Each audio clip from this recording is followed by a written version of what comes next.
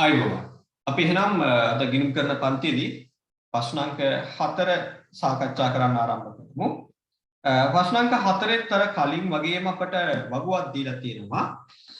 හැබැයි මේ වතාවේ දිත්ත බලපෑම මම දෙන්නේ නැහැ. ඒක ඔයාට ලියන්න තියෙනවා. ඒ වගේමයි දිත්ත සටහන ඒ ඉදිරියෙන් ලියන්නත් ඕන. දැන් මේක මට වතුනා මේක print out ගන්න අයට ටිකක් ලොකුවට වගුව හදන්න. ඔයාගේ print out එකේ දිත්ත බලපෑම හා දිත්ත සටහන ලියන්න ඉඩ මදි නම් පොතේ වගුවක් සූදානම් කරගන්න. දිනය දිත්ත බලපෑම දිත්ත සටහන ලෙස ගණ්ඩුව ලියන්න අවශ්‍ය වෙන්නේ නැහැ. print out ගත්තේ නැති අය වගුවක් පොතේ ටූල් කරගන්න. මෙන්න මේ ආකාරයට දිනය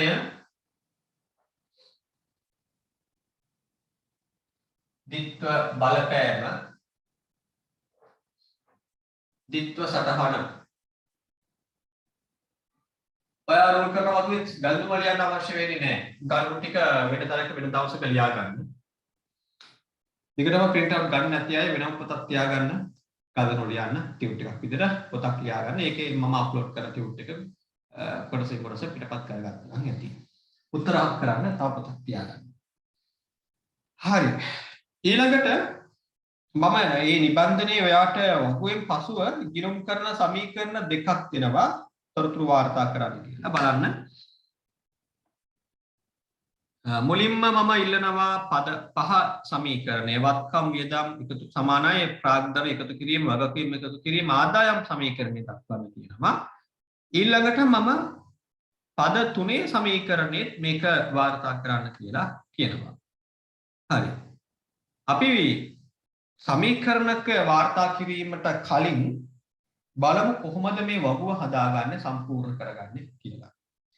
දැන් ඊට කලින් ඔයා දන්නවා මම කියලා දුන්න පද පහේ සමීකරණයේදී අර අපේ දිත්ව බලපෑම අනුව ලෙජරේ වාර්තා කිරීම කොහොමද කරන්න කියලා මම පද පහේ සමීකරණය කියලා දුන්නා.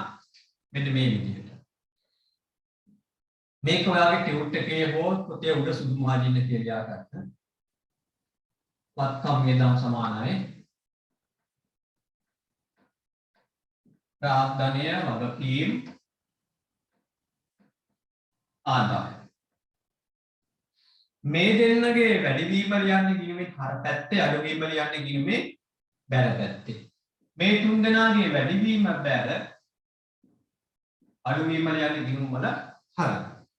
එකත් ඔයාට කරන පොතේ උඩින් ලියා ගන්න. උඩ සුදු මාජින් එකේ ලියා ගන්න. හරි දැන් බලමු පළමු ගනුදෙනුව.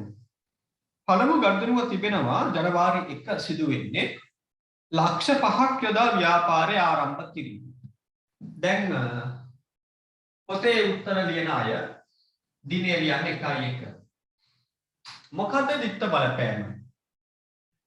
ඔයා දන්නවා ව්‍යාපාර ඒකක සංකල්පයට අනුව ව්‍යාපාරය සහ අයිතිකරු කියන්නේ කොටස් දෙකක්. නේද? මේ දෙන්න කොටස් දෙකක්. අපි මේ වැඩ කරන්නේ ව්‍යාපාරය වෙනුවෙන්. අයිතිකරු ව්‍යාපාරයට මුදල් දෙනවා. ඉතින්දී ඔයා බලන්න ඕනේ ව්‍යාපාරයට මොකක්ද එකකින් කරන බලපෑම. අයිතිකරුගේ පැත්තෙන් අයිතිකරුගේ පර්ස් එකේ තියෙන සල්ලි අඩු වෙනවා. අපිට ඒක වැදගත් නෑ. අපි බලන්නේ ඔතේ ව්‍යාපාරයට මොකද්ද වෙන්නේ කියලා. මොකද්ද ව්‍යාපාරයට වෙන්නේ? පිටස්තර කෙනෙක්. අයිතිකරු කියන්නේ ගිණුම් කරන එකක සංකල්ප අනුව පිට කෙනෙක්. පිටස්තර කෙනෙකුගෙන් ව්‍යාපාරයට මුදල් ලැබෙනවා. එහෙනම් පළවෙනි බලපෑම මම ලියනවා මුදල් වත්කම වැඩි වේ. මුදල් වත්කම වැඩි වේ. දෙවනි බලපෑම තමයි මේ ව්‍යාපාරය දැන් මෙයාට ණය වෙනවා. නේද? පිට කෙනෙකුගෙන් ලක්ෂ 5ක් ලැබුණා නම් අනාගතයේදී මෙයාට සිදු වෙනවා ඒ ලැබු දුන්න කෙනාට මුදල් ආයෙ ගෙවන්න. ඒ අයිතිකරුවාට ව්‍යාපාරයේ විසින් ගෙවන්න තියෙන ශේෂයට අපි කියනවා හිමිකම කියලා. එහෙනම් දෙවනි බලපෑම හිමිකම වැඩි වේ. හිමිකම වැඩි වෙයි. ඔන්න දිත්ත බලපෑම. දැන් අපි හදමු දිත්ත සටහන. දැන් අපි දෙන්නට කියන්නේ මේ අපි ඉන්නේ ප්‍රශ්නාංක 4 ඉන්නේ. ප්‍රශ්නාංක 4 සාකච්ඡා කරමින් ඉන්නේ. දැන් මේ දිත්ත බලපෑමක් පදනම් කරගෙන දිත්ත සටහන හදන්නයි යන්නේ. ඒකට මේ සමීකරණය ඔයාලඟ තියෙන්න ඕනේ. සමහර අය කියනවා සර් මට දිත්ත බලපෑම දිත්ත සටහන ගොඩනගා ගන්න තේරෙන්නේ නැහැ කියලා. ඒ තේරෙන්නේ නැති අය අනිවාර්යයෙන්ම මේ සමීකරණය තමන් වැඩ කරන ලියා ගන්න ඕනේ. දැන් ඩබල් එන්ට්‍රි හදන්න ලෙහෙසි. ඔයාගේ මේ පළවෙනි ගණනේ පළවෙනි බලපෑම මොකද්ද? වත්කම් වැඩි වෙනවා. මොන වත්කමද? මුදල්. බලන්න වත්කම් වැඩිවීමක් සිදු වුණොත් ඒක අදාළ කිරීමේ කොහෙද ලියන්නේ? වත්කම් වැඩිවීම. කොහෙද ලියන්නේ? හර පැත්තේ. වත්කම් වැඩිවීම හර. එහෙනම් පළවෙනි සටහන ලියන්න මුදල් ගිණුම හර. මුදල් වැඩි වෙන්නේ. එහෙනම් මුදල් ගිණුම හර කරනවා. දෙවනි බලපෑම අයිතිකරු දුන්න මුදල අයිතිකරුවාට අනාගතයේ ගෙවන්න ඕන. ඒ කිව්වේ හිමිකම වැඩි වෙනවා. බලන්න. හිමිකම රාග්දණය කියලා ලියුනේ හිමිකම කියලා ලියුණා වැඩි හොඳයි. හිමිකම වැඩි වුණොත් ඒක අදාළ කිරීමේ කොහෙද ලියන්නේ? හිමිකම වැඩි වීම බැන. එහෙනම් අයිතිකරු මුදල් යොදවන විට වැඩි වෙන හිමිකම් කිරීමට කියනවා ප්‍රාග්ධන කිරීම කියලා. ඒ අනුව ප්‍රාග්ධන කිරීම බැන. ඔන්න ළමයි පළවෙනි සටහන. මුදල් හර ප්‍රාග්ධන කිරීම බැන. අපි මුලින්ම වර්ග සම්පූර්ණ කරලා ඉන්නේ. ඊළඟට සමීකරණ දෙක හදමු එකවර. සමීකරණ දෙකක් ඉල්ලලා තියෙනවා දෙකම එකවර හදමු වර්ග සම්පූර්ණ කළා. ඊට පස්සේ දෙවනි ගනුදෙනුවට දැන් යන්න ඕන. දෙවනි ගනුදෙනුවේ තියෙනවා ණයට විකුණුම් ආදායම ලක්ෂ 3ක්. ජනවාරි 3. ජනවාරි 3 ණයට විකුණුම් ආදායමක් සිදු වෙනවා. ණයට විකුණුම් කරනවා. ඒ කියන්නේ අපේ ව්‍යාපාරයෙන් භාණ්ඩ කෙනෙක් මිලදී ගන්නවා. හැබැයි මුදල් ගෙවුවේ නැහැ. අනාගතයේ මුදල් ගෙවන්නම් කියලා අපට පොරොන්දු වෙනවා. ඒ පොරොන්දු වෙන කෙනාට අපි කියනවා ණය ගැතියෙක් කියලා. ලැබෙන්න තියෙන ශේෂයක් ඒ අනුව පළවෙනි බලපෑම ණය ගැති වත්කම වැඩි වෙනවා. නේද? අපෙන් භාණ්ඩ මිලදී ගන්න කෙනාට අපි දැන්ට කියනවා ණය ගැතියෙක් කියලා. අපි ඉස්සරහට කියනවා වෙළඳ ලැබිය යුතු දැක්කේ. දැන් මම ඒ නමට යන්න ඕනේ. ණය ගැතියෙක් ඔබට. ඔයාගෙන් භාණ්ඩ මිලදී ගත් කෙනා අනාගතයේ මුදල් ගෙවන්න ඔයාට පොරොන්දු වුණා. ඊට ගෙවන්න ලබන සතිය ගෙවන්න. ඒ ආදි වශයෙන්. එතකොට එයා ඔයාට ණය ගැතියෙක් ලැබෙන්න තියෙන ශික්ෂා. එක වත්කම. එහෙනම් මෙන්න පළවෙනි බලපෑම. දෙවෙනි බලපෑම තමයි විකුණුම් ආදායම වැඩි වෙනවා. ඔයා අලෙවිකරු. අලෙවිකරු භාණ්ඩ අලෙවිය සම්බන්ධයෙන් මොනවද කරන්න තියෙන්නේ? අලෙවිකරු ළඟ තියෙන භාණ්ඩ ගනුදෙනුකරුවාට ලබා දෙන එක. ඒක දීලා ඉවරයිනේ. ඔයා කඩේ ඉඳගෙන පරු ටික ගැරුම් කඩේ අරගෙන යන්න ඉඩ දුන්නා. අර මොනවද කරන්න කියන්නේ? සල්ලි ගෙවීම දැන් එයාගේ ඩියුටි. අලෙවිකරුගේ ඩියුටි එක කරලා ඉවරයි. එහෙනම් උපලබ්ධි සංකල්පයට අනුව මතකයි නේද? උපලබ්ධි සංකල්පයට අනුව මම අද ඔයාලගේ Google Classroom එකට 2023 ළමයිට මම Google Classroom එකක් නිර්මාණය කළා. ඒකේ ප්‍රසන්න සර්ුත් මමත් පාඩම් සහ ටියුට් අප්ලෝඩ් කරනවා. ඒකට මම ගිණුම් කරන සංකල්ප නිබන්ධනය අප්ලෝඩ් කරනවා අද. පන්ති ඉවර වෙද්දී විදුලි බලය තිබුණොත් අද විදුලි බල විසඳ වීමක් ගැන කියනවානේ. පන්ති ඉවර වෙද්දී විදුලි බලය තිබුණත් මම ඔයාලට හෝ හෙට දවසේ අපිට විදුලිය ලැබුණු මොහොතක එකත් එක්කනේ දැන් කොන්දේසි අපිට කරන්න වෙලා තියෙන්නේ. ඔයාලට ගිණුම් කරන සංකල්ප කොටස ලබා දෙනවා. ඒක පුරවන්න නම් print out එකක් ගන්න නැත්නම් දෙතින වෙලාවක කොටස ලියන්න පොතක ලියා ගන්න. WhatsApp group එකට දාන්න කියලා. ඉතින් WhatsApp group එකට දැම්මම වෙන්නේ අර අලුතෙන් එන ළමයිට පරණ post පේන්නේ නැහැ. ඒකයි ගැටලුව තියෙන්නේ. කෙනෙක් අලුතෙන් WhatsApp group එකට සම්බන්ධ වුණාම එයාට පරණ post එක ආයෙ private messages විදිහට යවන්න ඕනේ. ඒ ඉන්න group එකටම දැම්මම අනේ ඉන්න අයට ඒක කරදරයක්. හැමදාම එකම ටියුට් එක ඉවරම නේද කියලා අපිට බලන්න.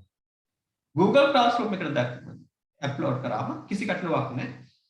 ඔයා යන වෙලාවක ඕන වෙලාවක ලොකුනම ඔයාට ඒක බලන්න පුළුවන්. ඒකයි මම එහෙම කරන්නේ. බලන්න. කොහොමද දෙන්න අන්තිමට ඒක පුළුවන් නම් විලාවක් අතගෙන ලියන්න නැත්නම් print out කරන්න.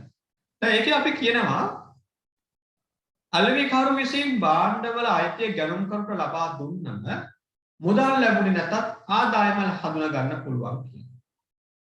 දැන් මේ පුද්ගලයා ණයට ගත්තේ භාණ්ඩ. අපෙන් භාණ්ඩ අරගෙන ගියාට අපිට මුදල් ගෙවුවේ නැහැ. ආදායම හඳුනා ගන්න එක බාධාවක් නෙවෙයි. ඇයි? අලෙවිකරු භාණ්ඩවල අයිතිය ගැනුම් කරට පවරනවා. ඒ අනුව දෙවනි බලපෑම විකුණුම් ආදායම වැඩි වෙනවා. විකුණුම් ආදායම වැඩි වෙනවා. ඔන්න බලපෑම දෙක. දැන් ඔයා ඩබල් එන්ට්‍රි එක හදන්න. ණයගැති මොකක්ද ඒක? වත්කම. වත්කමක් වැඩි වුණොත් කොහෙද ලියන්නේ? වත්කම් වැඩි වීම කොහෙද ලියන්නේ? හර. වත්කම් වැඩි වීම හර. එහෙනම් මේ වතාවේ හර වෙන්නේ කවුද? ණයගැති වත්කම. එහෙනම් ණයගැති කිරීම හර වෙනවා කියලා ලියන්න. ණයගැති කිරීම හර. දෙවනි බලපෑම විකුණුම් ආදායම වැඩි වෙනවා. ආදායම් වැඩි වෙනවා. බලන්න සමීකරණය. ආදායම් වැඩි වීම කොහෙද ලියන්නේ? බැර. ආදායම් වැඩි වීම බැර. එහෙනම් මොන ආදායමද වැඩි වෙන්නේ නම්? මොන ආදායමද වැඩි වෙන්නේ? විකුණුම් කියන ආදායම. ඒ අනුව ඔයා ලියනවා මෙන්න මෙතන විකුණුම් කියනම බැර වෙනවා කියනවා. ඔන්න ළමයි ජනවාරි 3 දිත්ත බලපෑම අනුව දිත්ත සටහන. ණයගැති හර විකුණුම් බැර. යමු තුන්වෙනි ගණිතය බලන්න. තුන්වෙනි ගණිතය සිදු වෙන්නේ 1.5 ලක්ෂ 2ක සේවා ආදායමක් ලැබීම. මොකද්ද විකුණුම් ආදායම හා සේවා ආදායම අතර වෙනස? විකුණුම් කියන්නේ අපි භාණ්ඩයක් අලෙවි කරලා උපයා ගන්න දෙයක්. සේවා ආදායම. සේවාවක් සපයලා උපයා ගන්න. සේවාවල් විවිධ ආකාරයෙන් තියෙනවා. අපි කොණ්ඩේ කපා ගන්න ගියාම අපි එතන මිලදී ගන්න මොකද්ද? සේවාව. බස් රථයක ගමන් කරලා බස් රථයට අපි ගාස්තුවක් ගෙවුවොත් මේක භාණ්ඩයක් අපි බස් එක ගෙදර අරන් යන්නේ නේ. නේද? බස් එකේ ගමන් කරනවා. බස් එකෙන් මෙහාට යනවා. ඒක සේවයක් ලබා ගැනීම. වෛද්‍යවරයෙක්ගෙන් වෛද්‍ය උපදෙස් ලබා ගැනීම. දැන් අපි කියන වෛද්‍යවරයෙක් ළඟට යනකොට දැක්කම අපි කියනවා බෙහෙත් ගන්න. වෛද්‍යවරු බෙහෙත් තිබුණා නෙමෙයි. බෙහෙත් දෙලෙන් දෙන්නේ වෛද්‍යවරයෙක් කියලා. අපේ රටේ තියෙන වෛද්‍යවරු බෙහෙත් දෙනවා ඒක තමයි කතාව. හැබැයි ඇත්තටම වෛද්‍යවරයෙක් ළඟට අපි යන්නේ මොකටද හරියට? වෛද්‍ය උපදෙස් ගන්න. අපි රෝගයක් කරනවා අපේ රෝගය පිළිබඳව පැහැදිලි කරනවා ඉන්න මේ වගේ රෝග ලක්ෂණ තියෙනවා කියන්නේ අපිව පරීක්ෂා කරලා ඊළඟට ඒ රෝග ලක්ෂණ වලට අනුව රෝග ලක්ෂණ නියම කිරීම තමයි රෝග ලක්ෂණ දැනුම් දීම තමයි වෛද්‍යවරයෙක්ගේ ප්‍රධානම කාර්යය. ඒකට අනුව බෙහෙත් නිකුත් කිරීම ඖෂධ වේදිකයෙක් කරන්න ඕන වැඩ. අපේ රටේ පොඩක් හොලංගලා තියෙන්නේ කොහොම හරි අපි එතන යන්නේ බෙහෙත් ගන්න නෙවෙයි වෛද්‍ය සේවා ලබා ගන්න වෛද්‍ය උපදෙස් ගන්න. නීතිඥ මහත්මයෙක් හමු වෙන්නේ නැහැ නීති උපදෙස් ලබා ගන්න. ඒ හැමෝම කරන්නේ මොකද්ද? සේවා සැපීම. මේ මම කරන්නේ සේවා සැපීම. එද මම ටියුට් එකකට නෙවෙයි සල්ලි හම්බ කරන්නේ උගන්වීම කරලා. ඉගන්වීම කියන්නේ වාට ගෙදර අරන් පුරා බාන්නේක්ද නැහැ. මම දන්න විශේෂ කාරණාවක් ඔයා මගෙන් ඉගෙන ගන්නවා. මට ගෙවීමක් කරනවා. සේවා සැපීම. අන්න. භාණ්ඩයක් කලවි කරන ව්‍යාපාරය උපයා ගන්නව නම් දෙයක් විකුණුම් ආදායම කියනවා. නැත්නම් සේවාවක් සපයලා ගනුකරුවාගෙන් ලබා ගන්න දෙයක් සේවා ආදායමක් කියලා අපි කියනවා. දෙකක්. ඒක දෙකක්. අතන භෞතික පැවැත්මක් තියෙන දෙයක් කලවි කරන්නේ මෙතන සේවාවක් කලවි කරන්නේ. ඔයා ඒක ව්‍යාපාරයක් දෙන්නේ භාණ්ඩ හා සේවා පාඩුවේ ඉගෙන ගන්නවා. හරි එහෙනම් මම යනවා 1.5 ගණිතමේ බලපෑම කියන්නේ. ඒක මුදලට සිදු වෙන්නේ එහෙනම් පළවෙනි බලපෑම මුදල් වත්කම වැඩි වේ. දෙක සේවා ආදායම වැඩි වේ. ඔන්න බලපෑම දෙක. අර සේවාව අපෙන් ලබාගත් කෙනා අපට මුදල් ගෙවුවනේ. එතකොට අපේ මුදල් වත්කම වැඩි වෙනවා. දැන් මේක කියන්නේ නෑනේ ලක්ෂ 2ක සේවා ආදායමක් ලැබුණා කියලානේ කියන්නේ. සේවා ආදායමක් ලැබුණා කියන්නේ ඒ හරහා අපට මුදල් ලැබුණා කියන්නේ. එතකොට මුදල් වත්කම වැඩි වෙනවා. දෙක අපි මුදල් ලබා ගත්තේ සේවාවක් සපයලා. එතකොට දෙවෙනි බලපෑම සේවා ආදායම වැඩි වෙනවා. දැන් අපි දිත්ත සටහන හදමු. වත්කමක් වැඩි වෙනවා. වත්කමක් වැඩි වීම හරක. ආදායමක් වැඩි වෙනවා. ආදායම් වැඩි වීම බැර. ආදායම් වැඩි වීම බැර. වත්කම් වැඩි වීම හරක. ලියන්න ඩබල් එන්ට්‍රි. මුදල් හර. මුදල් වත්කම වැඩි වෙන්නේ. එහෙනම් මුදල් ගිණුම හර කරන්න. සේවා ආදායම් ගිණුම බැර කරන්න. සේවා ගිණුම නෙමෙයි. සේවා ආදායම් ගිණුම බැර කරන්න. ඔන්න දිත්ව සටහන. ඊළඟ ගනුදෙනු. 1.7 සිදු වෙන්නේ හිමිකරුගේ පෞද්ගලික රක්ෂණ වාරිකය වන රුපියල් 15000 ව්‍යාපාර මුදලින් ගෙවීම. අයිතිකරු ව්‍යාපාරයට මුදල් දෙනවා අපි එක කියනවා ප්‍රාග්ධනය සැපීමක් කියලා. දැන් අයිතිකරු එයාගේ පෞද්ගලික වැඩකට රක්ෂණය කියන්නේ වියදමක් ආයතනයේ රක්ෂණ වියදම වුණා නම්. මොකද මම කිව්වේ? රක්ෂණය කියන්නේ වියදමක් ඒක ආයතනයට අදාළ රක්ෂණ වියදමක් වෙනවා නම්. ව්‍යාපාරයේ ගොඩනැගිල්ල රක්ෂණය කරනවා. ව්‍යාපාරයේ සේවකයන් රක්ෂණය කරනවා. ව්‍යාපාරයේ බඩුතොගේ රක්ෂණය කරනවා. ඒකට අදාළ රක්ෂණ වාරික ගෙවීම ආයතනයේ රක්ෂණ වියදම ලෙස සලකනවා. ඒක ආයතනයට අදාළයි නේ. මේක අයිතිකරුගේ පෞද්ගලික රක්ෂණ වාරිකය. ඒක ව්‍යාපාරයේ වියදමක් වෙන්නේ නැහැ. ඒක මෙයාගේ පෞද්ගලික වැඩ. ඒ ඔයා අහන්න පුළුවන්. ඊයාගේ පෞද්ගලික වැඩවලට ව්‍යාපාර සල්ලි ගන්න පුළුවන්ද? මේ මිනිස්සේ ව්‍යාපාර ආරම්භ කර යාගේ පෞද්ගලික ජීවිතය පවත්වා ගන්නනේ. පුළුවන්. අසපගේ ළමයි කහනවා. කොටස් දෙකක් නම් ඇයි මෙයාට සල්ලි දෙන්නේ කියලා. එයාට මුල මතකයි. අයිතිකරු හා ව්‍යාපාරය කියන්නේ කොටස් දෙකක් නම් ඇයි අහනවා මෙයාට මොකද මේ සල්ලි ගන්න පුළුවන්කම දෙන්නේ. අපිට පුළුවන් මෙයාට සල්ලි ගන්න එක අවශ්‍ය කරන්නේ. මෙයාට සල්ලි දුන්නේ මුලින්ම. ව්‍යාපාරයක් ආරම්භ කරන්න මුල් වෙන මිනිස්සුන්ට සල්ලි නොදීන්න පුළුවන්. ඒ මිනිස්සු ව්‍යාපාර ආරම්භ කරලා ව්‍යාපාරයෙන් යැපෙන්න පුළුවන් නිසා. එහෙනම් එයාට මුදල් ගෙනියන්න පුළුවන්. ඒක හඳුනා ගැනීමේ වෙනසක් නේද? ආයතනයට අදාළ රක්ෂණ වියදමක් නම් රක්ෂණ වියදම් වැඩි වෙනවා කියලා ලියන්න පුළුවන්. මේක එහෙම දෙයක් නෙමෙයි. අයිතිකරු කියන පිටස්තර කෙනා එයාගේ පෞද්ගලික වැඩකට ව්‍යාපාරයේ මුදල් ගන්නවා. අපි ඒක හිමිකමේ අඩුවීමක් සේ සලකනවා. නේද? හිමිකමේ අඩුවීම. අයිතිකරු මුදල් දුන්නම මොකද්ද කිව්වේ? අයිතිකරු මුදල් දුන්නම මුදල් වැඩි වෙනවා හිමිකම අඩු වෙනවා. වැඩි වෙනවා. මුදල් හා හිමිකම වැඩි වෙනවා. ඉතින් එයා මුදල් ආපහු ගත්තම මොකක්ද වෙන්න ඕනේ? මේකෙම අනිත් පැත්ත.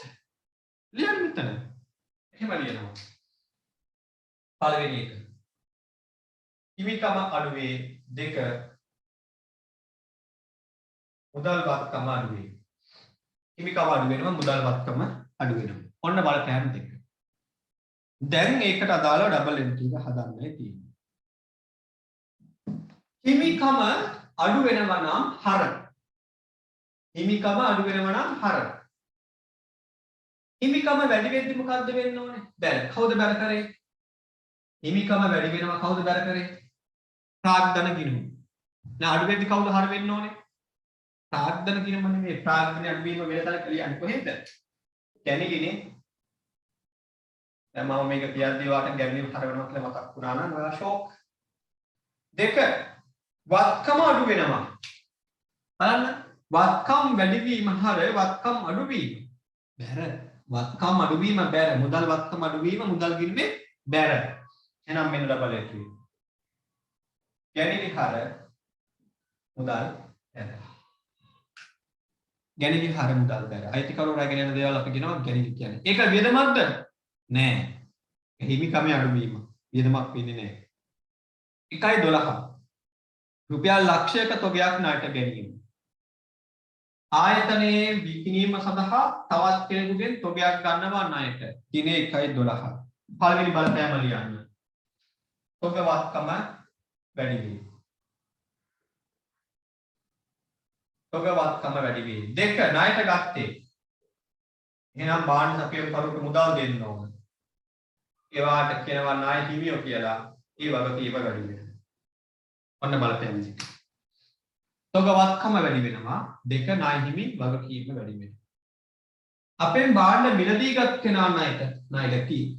අපි මුදල් ගෙවන්න ඕන කෙනාට අපි කියනවා ණය හිමියෙක්. පිස්සාවට ඉගෙන ගන්නවා මේත් නමක් වෙන නම. වෙළඳ ගෙවිය යුතු දැන්. දැන්ම මේ නම ඕන නැහැ. ඔන්න දිත්ත බලපෑම. තොගවත්කම වැඩි වුණා, ණය හිමි වගකීම වැඩි වුණා. Double entry හදමු. වත්කම් වැඩිවීම හර. වත්කම් වැඩිවීම හර. හැබැයි තොගවත්කම වැඩි වෙද්දී තොග ගිණුම හර කරන්නේ නැහැ. වැඩි වෙන්නේ තොගවත්කම ඒ අනුව අපි හර කරන්නේ ගැනුම් ගිණුම. ගැනුම් ගිණුම හර. ණය හිමි කියන්නේ වගකීමක්. වගකීම් වැඩි වෙද්දී ඒ ගිණුම කොහෙද ලියන්න ඕනේ? බැර. වගකීම් වැඩිවීම බැර. එහෙනම් මොන වගකීම් ගිණුමද? ණය හිමි ගිණුම. එහෙනම් බැර සතහන ලියනවා. ණය හිමි ගිණුම බැර. ණය හිමි ගිණුම බැර. ගැනුම් හර ණය හිමි බැර. ඊළඟ ගනුදෙනුව 1.15. රුපියල් 10000ක ණය ගැතියෙකු බොල් ණය ලෙස කපා හැරීම. ණය ගැතියෙක්. කවුද ණය ගැතියෙක් කියන්නේ? අපෙන් භාණ්ඩ ණයට ගත් කෙනා. අපිට මුදල් ගෙවන්න බැඳී ඉන්න කෙනා. එයාගෙන් 10000ක් අය කරගන්න බෑ. එයා බංකොලොත් වෙලා නම්, එයා මිය ගිහිල්ලා නම්, එයා අතුරුදහන් වෙලා නම් කොහොමද එයාගේ මුදල් ගන්නෙ? ඒ නොලැබෙන ණය මුදල අපි කපා හරිනවා. ඒකට අපි කියනවා බොල් ණය කියලා. ඒක අපට බොල් ණය කියන්නේ වියදමක් තමයි. භාණ්ඩ ණයට විකුණන විට ණය ගැතියා හටගත්තා. එතෙන්දී ආදායමක් හටගත්තා. හැබැයි මේ ආදායම මුදලට ගන්න බැරි නම්, මුදල් අය කරගන්න බැරි නම් ඒ කපා හරින ප්‍රමාණය වියදමක්සේ අපි සලකනවා. දිනය 1.15. දිනය 1.15. මෙන්න පළවෙනි බලපෑම. බොල් ණය වියදම වැඩි වේ. කපා හරින්නේ ණය ගැතියන්ගෙන්. දෙවනි බලපෑම ණය ගැතිවත්කම වැඩි වේ. බොල් ණය කියන වියදම වැඩි වෙනවා. අනිත් පැත්තට ණය ගැති ශේෂය අඩු වෙනවා. ඒ ණය ගැතියන්ගෙන් කපා හරින්නේ. දැන් ණය ගැතිවත්කම අඩු වෙනවා. ඩබල් එන්ට්‍රි එකක් හදමු දැන්. වියදම් වැඩි වෙනවා. බලන්න. වියදම් වැඩි වීම. වියදම් ගිණුම කොහෙද ලියන්නේ? අර. වියදම් වැඩි වීම වියදම් ගිණුම ලියන්නේ හර පැත්තේ. වත්කම් අඩු වීම. මොකද්ද වෙන්නේ? බැහැ. වත්කම් අඩු වීම බැහැ. එහෙනම් මම හර කරනවා මොන වියදම් ගිණුමද? බොල් ණය ගිණුම. බොල් ණය ගිණුම හර. ණයගැතික sorry දෙවෙනි බලපෑම වරද්දලා ලියලා තියෙනවා. වත්කම් අඩු වෙනවනේ. මෙන්න මෙතන අඩු වීම කියලා ලියන්නේ. ණයගැති වත්කම අඩු වෙනවා. එතෙන්දී ණයගැති ගිණුම බැල. බොල් ණය හර ණයගැති බැල. හරි. ඊළඟ ගනුදෙනුව 1.20. මුදලින් ගෙවූ ප්‍රචාරණ වියදම රුපියල් 20000. මුදලින් ගෙවූ ප්‍රචාරණ වියදම රුපියල් 20000. ඒ කියන්නේ ආයතනයේ මුදල් වැය කරලා ප්‍රචාරණයක් කරවා ගන්නවා. එතෙන්දී අපි ප්‍රචාරණය කියන වියදම හඳුනා ගන්න ඕන. ප්‍රචාරණය කියන්නේ ඒ වෙනුවෙන් අපි ගෙවන මුදල වියදමක්සේ සලකනවා. එහෙනම් පළවෙනි බලපෑම ලියන්න.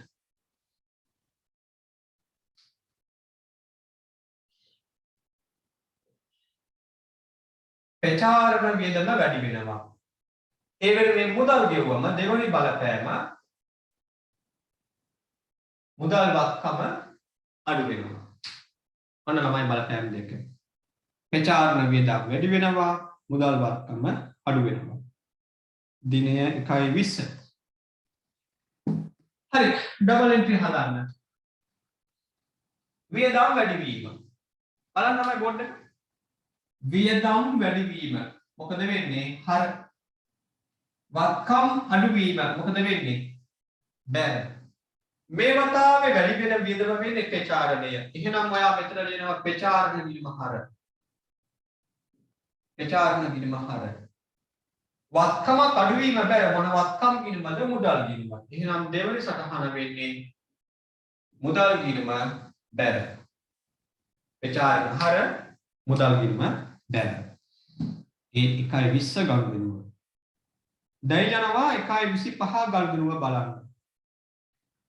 රුපියල් 2000ක පොලිය සමග ණය වාරිකය ලෙස රුපියල් 10000ක් ගෙවීම. 1.25 2000ක පොලිය සමග ණය වාරිකයක් ගෙවනවා 10000. හරි මේක ළමයි තියෙනවා බලපෑම් තුනක්. ඔයා බැංකුවට බැංකු ණයක් ගත්තේ නැහැ නේ. කමන්නේ. බැංකු ණයක් අතුරු බැංකු ණය වාරිකයක් ගෙවනවා කියනවා. තමක් නැහැ කියලා බෑ. ඒතකොට අපි ලෙජර් ගිණුම් හදද්දි මේක පැටලෙනවා. අපි මෙහෙම කරමු. 1.20 මුදලින් ගෙවූ ප්‍රචාරණය 20000ක් නේ තියෙන්නේ. 1.22 තව ගල්දුවක් ලියන්න. 1.22 මෙන්න මේ ගල්දුව ලියා ගන්න. රුපියල් ලක්ෂයක බැංකු ණය මුදලක් ලබා ගැනීම.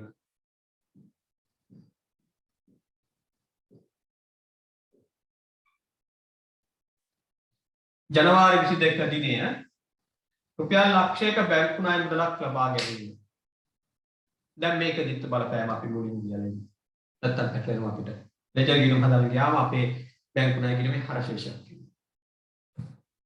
හරි මේකට බලපෑම කියමු. ලක්ෂයක බැංකු මුදලක් ලබා ගන්නවා. එතෙන්දී බැංකුවෙන් ණය මුදලක් ලෙස ලැබෙනවා අපට මුදල් නේද? බැංකුවෙන් මුදල් ලැබෙනවා. අපේ ආයතනයේට. එහෙනම් පළවෙනි බලපෑම මම ලියන්නම් ජනවාරි 22 මුදල් වත්කම වැඩි වෙනවා. අපේ ආයතනයේ බැංකුව මුදලක් දුන්නා. එතට ආයතනයේ මුදල් වත්කම වැඩි වෙනවා. හැබැයි ආයතනයට සිදු වෙනවා අනාගතයේදී බැංකුවට ඒ මුදල් ගෙවන්න. නේද? බැංකුව කොට ආදරයට මුදල් දෙන්නේ නැහැ. අපි වාරික වශයෙන් ඒක ගෙවන්න ඕනේ.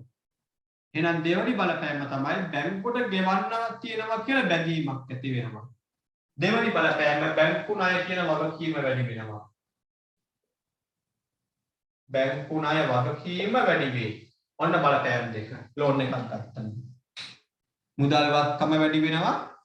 දෙක බැංකු ණය වගකීම වැඩි වෙනවා. දැන් ඩබල් එන්ට්‍රි හදමු. වත්කම් වැඩි වීම හර නේද?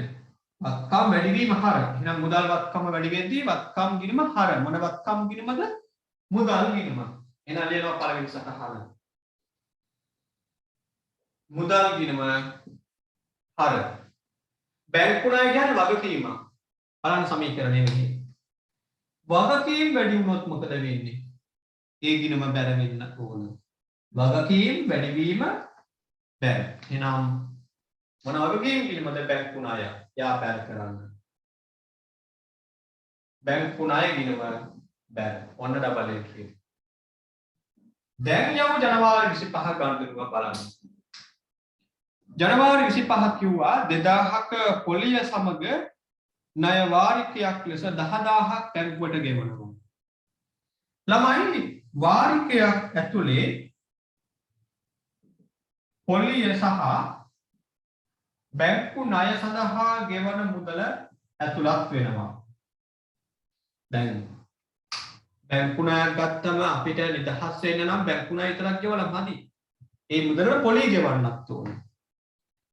කියන්නේ අපි හිතමු 10%ක් 120ක් විතර පොලිය අනුපාතයක් කිව්වම ලෝන් එකට ඒ ශේෂයත් එක්කම තමයි පොලිය ගෙවලා තමයි නිදහස් වෙන්නේ. ඒ පොලිය සමග බැංකු ණය අපි කොටස් වශයෙන් ගෙවන්නේ නේද? එකවර ගෙවන්න බෑනේ. ඒක මුදලක් ගත්තොත් අපිට මුදල එකවර ගෙවන්න බෑ. අපි කොටස් වශයෙන් ගෙවන්නේ. ඒ කොටස් වශයෙන් ගෙවන ගෙවීම අපි කියනවා මොකද්ද? වාරිකයක් කියලා. දැන් වාරිකය 10000. ඒක ඇතුලේ තියෙනවලු පොලිය 2000. එහෙනම් ලෝන් එකට කීයක්ද ගෙවලා තියෙන්නේ? 8000යි. ලෝන් එකට ගෙවලා තියෙන්නේ 8000. 2000ක පොලිය සමග වාරිකය 10000යි. වාරිකයක් කිව්වම ඒ වාරිකය ඇතුලේ පොලිය සහ බැංකු ණයට ගෙවන ප්‍රමාණය කියන කොටස් දෙකම අන්තර්ගත වෙනවා. හරිද? එහෙනම් 10000ක වාරික ඇතුලේ පොලිය 2000ක් නම් තිබුණේ. ඉතිරි 8000 ගෙවලා තියෙන්නේ ලෝන් එක. හරි දැන් මේකේ බලපෑම් තුනක් තියෙනවා. බලපෑම්. එකක් අමතරව ගෙවන මුදල පොලිය අපට වියදමක්. ලෝන් එකක් ගත්ත ලක්ෂයක්. ලක්ෂය ගෙවනවට අමතරව තවත් මුදලක් ගෙවන්න වෙනවා නම් ඒක අපට වියදමක් නේ. ලෝන් එකට මුදල් ගෙවීම බැංකු ණය කියන වගකීමෙන් නිදහස් වෙන්න කරන ගෙවීම. දැන් බැංකු ණය අඩු වෙන්නේ කීයකින්ද? දැන් මේ වාරිකයේ ගෙවුවම බැංකු ණය කීයකින්ද අඩු වෙන්නේ? 8000කින් අඩු වෙන්නේ. 10000ක් අඩු වෙන්නේ නැහැ. 2000 බැංකුව ගත්තට ඒක බැංකු ණය අගෙන් අඩු කරන්නේ නැහැ. එහෙනම් ගෙවීම් දෙකක්. පොලිය කියන වියදම සහ බැංකු ණය කියන වගකීම වෙනුවෙන් මුදල් ගෙවලා තියෙනවා. ලියමු බලපෑම් තුනකින්.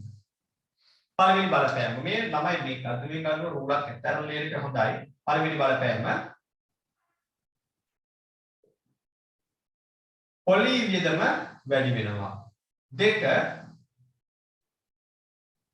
බැංකු ණය වගකීම අඩු වෙනවා. තුන මුදල් වත්කම අඩු වෙනවා. ඔන්න බලපෑම් තුන. පොලිය කියන වියදම වැඩි වෙනවා. බැංකු ණය කියන වගකීම අඩු වෙනවා.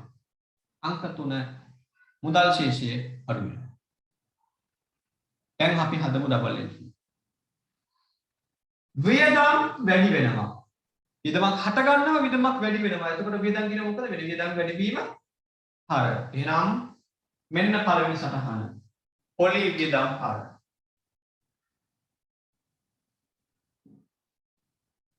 බැංකු ණය කියන වගකීම අඩු වෙනවා. වගකීම අඩු වෙනවා. මොකද වෙන්නේ? වගකීම් වැඩි වෙද්දි බෑ. වගකීම් අඩු වන විට හර. එහෙනම් බැංකු ණය කියනම හර. මුදල් වත්කම අඩු වෙනවා. ඇයි මුදල් ගෙවුවනේ 10000. ආයතනයේ මුදල් බැංකුවට ගියා මුදල් අඩු වෙනවා. වත්කම් අඩු වීම බැර. එහෙනම් තුන්වෙනි සටහන මුදල් කියනම බැර. මෙහෙම වෙන්න පුළුවන්ද? හරි. පොලි කියනම හර 2යි. බැංකු ණයෙන් අඩු වෙන්නේ 8යි. ඒක බැංකු ණය කියනම හර 8යි. මුදල් අඩු වෙනවා කියද්ද 10යි. then double entry. ගිණුම් දෙකක් හර වෙනවා එකතුව 10යි. එක ගිණුමක් බැර වෙනවා ඒත් 10යි. අන්න දීප්ත සටහන. දැන් ත්‍රිප්ත සටහන බාටපත් වෙනවා. අඩපාඩු හදා ගන්න ලියපුවා එක. 1.30 ජනවාරි මාසයට අදාළ ගොඩනැගිලි කුලිය රුපියල් 60000ක් වද මෙතෙක් මුදලින් ගෙවා ඇත්තේ 10000ක් පමණි. ජනවාරි මාසයේ ගොඩනැගිලි කුලිය 60000ක් හැබැයි මුදලින් ගෙවලා තියෙනවා 10000ක් මේ වන විට. ඒකෙත් බලපෑම් තියෙනවා 3ක්. ජනවාරි 1 ඉඳලා මේ ව්‍යාපාරය වෙනත් කෙනෙකුගේ ගොඩනැගිල්ලක පවත්වාගෙන ගියා මාසයක් පුරාවට. ජනවාරි 1 ඉඳලා ජනවාරි 31 වනතුරු. ළමයි එතෙන්දී අපි වියදමක් හඳුනා ගන්න ඕන ගොඩනැගිලි කුලිය කියන. මුදලින් ගෙවනකම් ඉන්න ඕන නැහැ.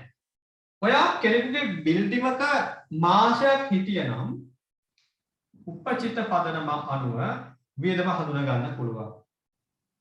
මාසයක් පුරාවට ගොඩනැගිල්ල පාවිච්චි කළා. මුදල් ගෙවන්න ඕනේ නැහැ වියදම හඳුනා ගන්න.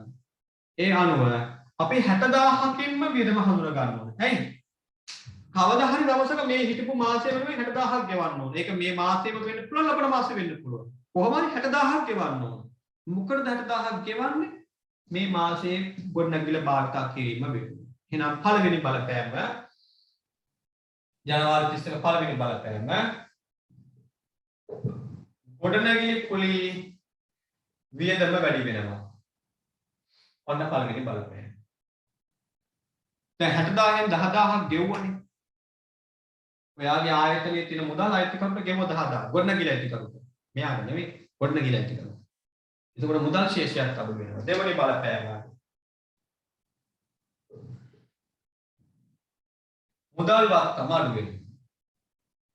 හැබැයි 60000න් 10000යි ගෙවුවේ. තව 50000ක් ගෙවන්න තියෙනවා. ගොඩනැගිල්ල අයිතිකරුට සම්පූර්ණ මුදල ගෙවුවේ නෑ. එතකොට අපි ණය වෙලා ඉන්නේ ගොඩනැගිල්ලට. ගොඩනැගිලි අයිති කරගන්න. 60000ක සේවයක් අරගෙන 10000යි නම් ගෙවන්නේ. තව 50ක් ගෙවන්න ඕනේ අර මිනිස්සේ. ගෙවන්න තියෙන ශේෂ්ඨ අපි කියනවා උපචිත ගොඩනැගිලි කුලිය කියනවා. ඒ අනුව තුන්වෙනි බලපෑම උපචිත ගොඩනැගිලි කුලී ඒක ළමයි වගකීම. වගකීම වැඩි වෙනවා. ඔන්න බලපෑම් තුන. ගොඩනැගිල්ල භාවිතා කිරීම අනුව වියදමක් හටගත්තා. ඒකට අපි කියනවා ගොඩනැගිලි කුලී වියදම කියලා. ඒ වෙනුවෙන් මුදල් ගෙවුවම මුදල් වත්කම අඩු වුණා. දෙවෙනි බලපෑම මුදල් වත්කම අඩු වුණා කියලා ලියුවා. හැබැයි අපි සම්පූර්ණ මුදල ගෙවුවේ නෑ භාගයයි ගෙවුවේ. ඒ අනුව තුන්වෙනි බලපෑම ගෙවිය යුතු ගොඩනැගිලි කුලිය කියන මොකක්ද ඒක? වගකීමක් ඇති වුණා. උපචිත ගොඩනැගිලි කුලිය කියන වගකීම වැඩි වුණා. හඳුන් ඩබල් එන්ට්‍රි. පළවෙනි එක වියදම් වැඩි වෙනවා. වියදම් වැඩි වීම හර. එතකොට අපි හර කරනවා කවුද? ගොඩනැගිලි කුලිය කියනවා. ලියන්න පළවෙනි සටහන මම ඈඩ් කරලා ලියන්නම් මෙහෙම. ගොඩනැගිලි කුලී හර. ගොඩනැගිලි ගිණුම නෙවෙයි ගොඩනැගිලි කුලී ගිණුම හර වෙන්නේ. දෙවනි බලපෑම මුදල් වත්කම අඩු වෙනවා. වත්කම් අඩු වෙනවා. බැර. නම් මුදල් ගිණුම බැර. මුදල් ගිණුම බැර. දෙවනි නෙවෙයි තුන්වෙනි බලපෑම උපචිත ගොඩනැගිලි කුලී කියන මොකක්ද ළමයි? වගකීම වැඩි වෙනවා. ගෙවන්න තියෙන ශේෂ්ඨය කියන්නේ වාට වගකීම.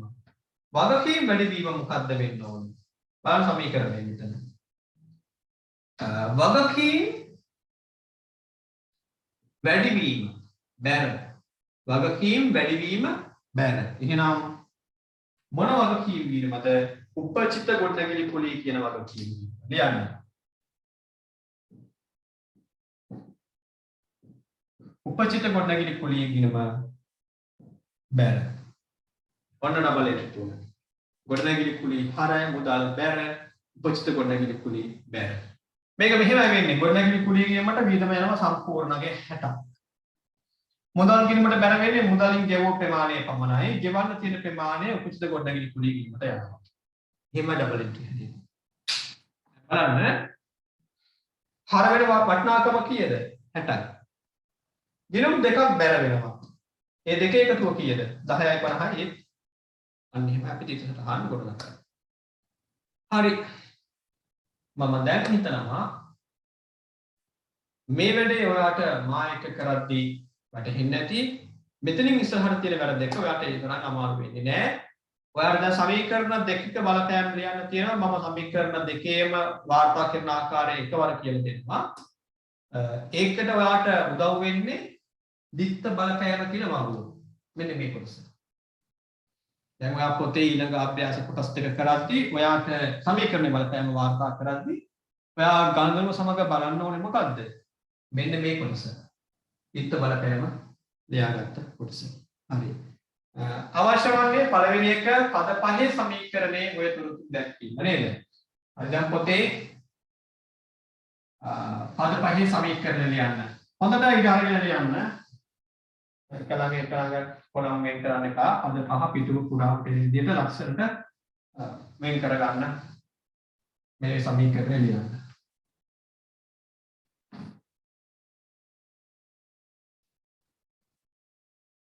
ලියන්න. වත්කම් නැත්නම් එහෙම තීරු රූල් කරගත්තත් කමක් නැහැ මේ ආකාරයෙන්. වියදම් සමානයි හිමිකම වැඩි වගේ ඉන්නේ.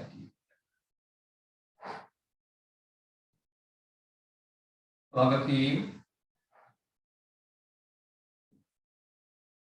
ආදාය.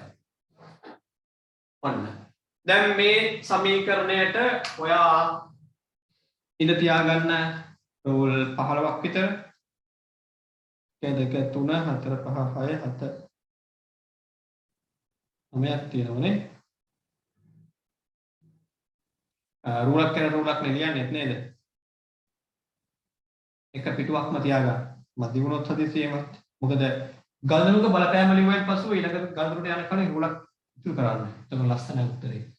මම බෝඩ් එකේ උත්තර දෙකම එකවර රෝල් කරනවා. එහෙම කියලා දැන් ඔයා පිටුවේ එක පැත්තක දකුණු පැත්තේ මේ සමීකරණය අනිත් සමීකරණ වම් පැත්තේ එකම පිටුවේ දෙපැත්තේ ලියන්නේ. එකම කොටස ලියන්න බෑ හොඳ. සමීකරණය ලිව්වා මේකට ප්‍රමාණවත් ඉලක්ක තියෙන එක පහලින් ඊළඟ සමීකරණය ලියනවා. මොකද ඊළඟ සමීකරණයේ මූලික ගියම් සමීකරණය. මෙන්න මේක. වත්කම් සමානයි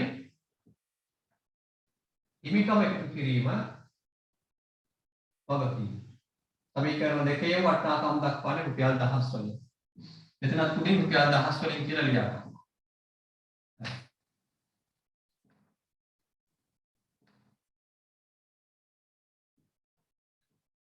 දැන් අපි අර ලියාගත්ත දිත්ත බලපෑම මේ සමීකරණේ වාර්තා කරනවා. පළවෙනි බලපෑම ලක්ෂ 5ක් යොදා ව්‍යාපාරය ආරම්භ කිරීම. දැන් බලන්න දිත්ත බලපෑම. දැන් වැඩේ ලෙහෙසි. දිනය ලියන්න කෙලවරින් 1.1. ඔයා ලියලා දෙන පළවෙනි බලපෑම විදිහට මුදල් වත්කම වැඩි වෙයි කියලා. වත්කමට එකතු කරන්න 500ක්.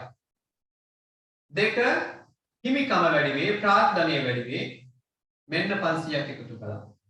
ඔන්න ළමයි පළවෙනි බලපෑම ලියුවා. වත්කම් වැඩි වෙනවා, හිමිකම් වැඩි වෙනවා. ඒක මේ සමීකරණේ ලියුවා. මේකත් ලියා ගන්න පොතේ නේ. මේක ලියලා තියෙනවා.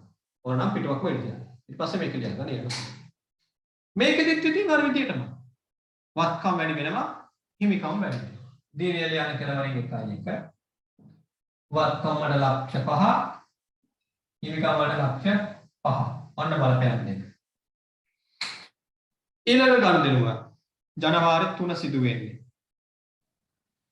ණයට විකුණුම් ආදායම ලක්ෂ 3ක්. ජනවාරි 3 ණයට විකුණුම් ආදායම ලක්ෂ 3ක්. මම මෙතෙන් කියනවා. ජනවාරි 3. බලන්න ළමයි වගේ දිත්ත බලපෑම. වගුවක් කියවනේ. ඒ වගේ බලන්න දිත්ත බලපෑම. ණයගති වත්කම වැඩි වේ. විකුණුම් ආදායම වැඩි වේ. ලියන්න. ණයගති වත්කම වැඩි වෙනවා නම් මේක වත්කම් වල වැඩි වීමක් ලෙස ලියන්න. ආදායම් වැඩි වීම මෙන්න මේ තීරුවේ පෙන්වනවා. ආදායම් වැඩි වීම. ඔන්න ලක්ෂ 3. මුදල් වත්කම වැඩි වී ණයගති වත්කම වැඩි වීම හා විකුණුම් ආදායම් වැඩි වීම ආදායම් තීරුවේ ලියනවා. පද පහේ සමීකරණ. දැන් මේ ගනුදෙනුව ලියනවා පද 3 සමීකරණය. දිනය ලියන්න. ජනවාරි 3. ආය වගුව බලන්න. දිත්ත බලපෑම් බලන්න. ණයගති වත්කම වැඩි වීම. වත්කම් වැඩි වෙනවා. දෙවනි බලපෑම. ආදායම වැඩි වෙනවා. මේ සමීකරණේ ආදායම් ලියන්න වෙනම ආදායම් තීරුවක් නැහැ. ආදායම අපි ගෙනියනවා කොහාටද? හිමිකමට. ආදායම් තීරුවක් නැත්නම් ආදායම ගෙනියනවා හිමිකම වැඩි වෙනවා. ඔන්න මූලික සමීකරණේ ලියන ආකාරය. එකම ගනුදෙනුව මෙතනදී පෙන්වන්නේ ආදායම් වැඩි වීමක් ලෙස මෙතනදී ඒක හිමිකමට එකතු කරලා ලියා ගන්න. ඊළඟ ගනුදෙනුව බලමු.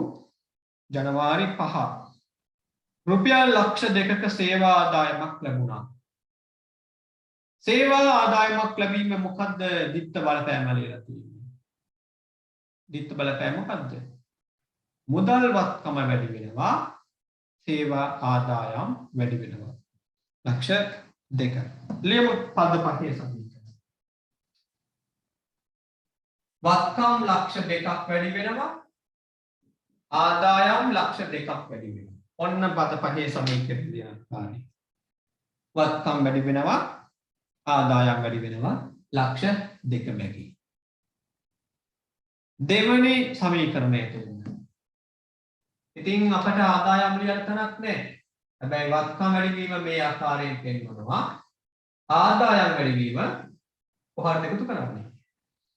හිමිකමට නැත්නම් ප්‍රාර්ථනයට එකතු වෙනවා. සේවා ආදායම. ඊළඟ ගනුදෙනුව 1.7 හිමිකරුගේ පෞද්ගලික රක්ෂණ වාරිකය රුපියල් 15000 ව්‍යාපාර මුදලින් ගෙවීම. අයිතිකරුගේ රක්ෂණ වාරිකය ව්‍යාපාරයෙන් මුදලින් ගෙවනවා. ගැනිලි නේද? අයිතිකරු රැකගෙන යන දේවල් කියනවා ගැනිලි. බලන්න දිත්ත බලපෑම. හිමිකම අඩුවේ මුදල්වත්කම අඩුවේ. එහෙමනේ කියලා තියෙන්නේ නේද? හිමිකම අඩුවේ මුදල්වත්කම අඩුවේ. එහෙනම් ඒක අපි ලියමු. පාස්ටාකින් මෙන්න වත්කම අඩුවීම මෙන්න හිමිකම අඩුවීම. අන්න. පාස්ටා ලියුවා කරේ. වේදවත් ප්‍රශ්න ලියුවද? නැහැ. හිමිකම අඩු වෙන්නේ. හිමිකම හා මුදල්වත්කම අඩු වෙනවා. මෙතෙන්ට 1.7 මුදල්වත්කම අඩු වෙනවා. හිමිකම අඩු වෙනවා. වෙනසක් නෑ. දැන් දෙකේදීම හිමිකමට අඩු කිරීමක් ලියුවා. වත්කමට අඩු කිරීමක් ලෙස ලියුවා. යමු ඉස්සරහට. ඒ 1.7නේ දැන් 1.12. රුපියල් ලක්ෂයක තොගයක් ණයට ගැනීම. මේ ගන්නේ බඩු තොගයක්. බලන්න දිත්ත බලපෑම. ඔයාගේ පොතේ දිත්ත බලපෑම බලන්න. මම බෝඩ් එකේ ලියුවානේ. තොගවත්කම වැඩි වෙනවා. එහෙනම් පළවෙනි බලපෑම ලියන්න දිනේ 1.12. තොග කියන වත්කම වැඩි වෙනවා ලක්ෂයකින්. දෙවැනි බලපෑම ණය හිමි වගකීම වැඩි වෙනවා. ඔන්න බලපෑම දෙක. තොග වත්කම වැඩි වුණා. ණය හිමි වගකීම වැඩි වුණා. දැන් අර බලපෑම ඔයා මේ සමීකරණයට කොහොමද ගන්නේ? දිනේ ලියන්න. 1.12. ආයෙ වගුව බලන්න. තොග වත්කම වැඩි වෙනවා. වත්කම ලියන්න තරක් තියෙනවනේ. එතෙන්ට එකතු කරන්න ලක්ෂය. දෙවනි බලපෑම මොකක්ද? ණය හිමි වගකීම වැඩි වෙනවා. මෙන්න වගකීම ලියන්න තරක් තියෙනවා. එකතු කරලා. දැන් දෙකේදීම එක හා සමානයි. එක හා සමානව වගකීම හා වත්කම හඳුනාගත්තා. ඒ 1.12. දැන් යනවා 1.15 ගණිතනුවක් බලන්න. 1.15 රුපියල් ලක්ෂයක ණයගැතියෙකු බොල් නෑ ලෙස කපා හැරීම. ලක්ෂයක ණයගැතියෙකු බොල් නෑ ලෙස කපා හරින විට බලන්න ළමයි වාගේ වගුව දිත්ත බලපෑම බලන්න. දිත්ත බලපෑමේ වාට කියනවා බොල් නෑ වේදම වැඩි වෙනවා කියලා. ලක්ෂයක ණයගැතියෙකු නෙවෙයි සෝරි. රුපියල් 10000ක ණයගැතියෙකු බොල් නෑ ලෙස කපා හැරීම 1.15. 1.15 වෙනිදා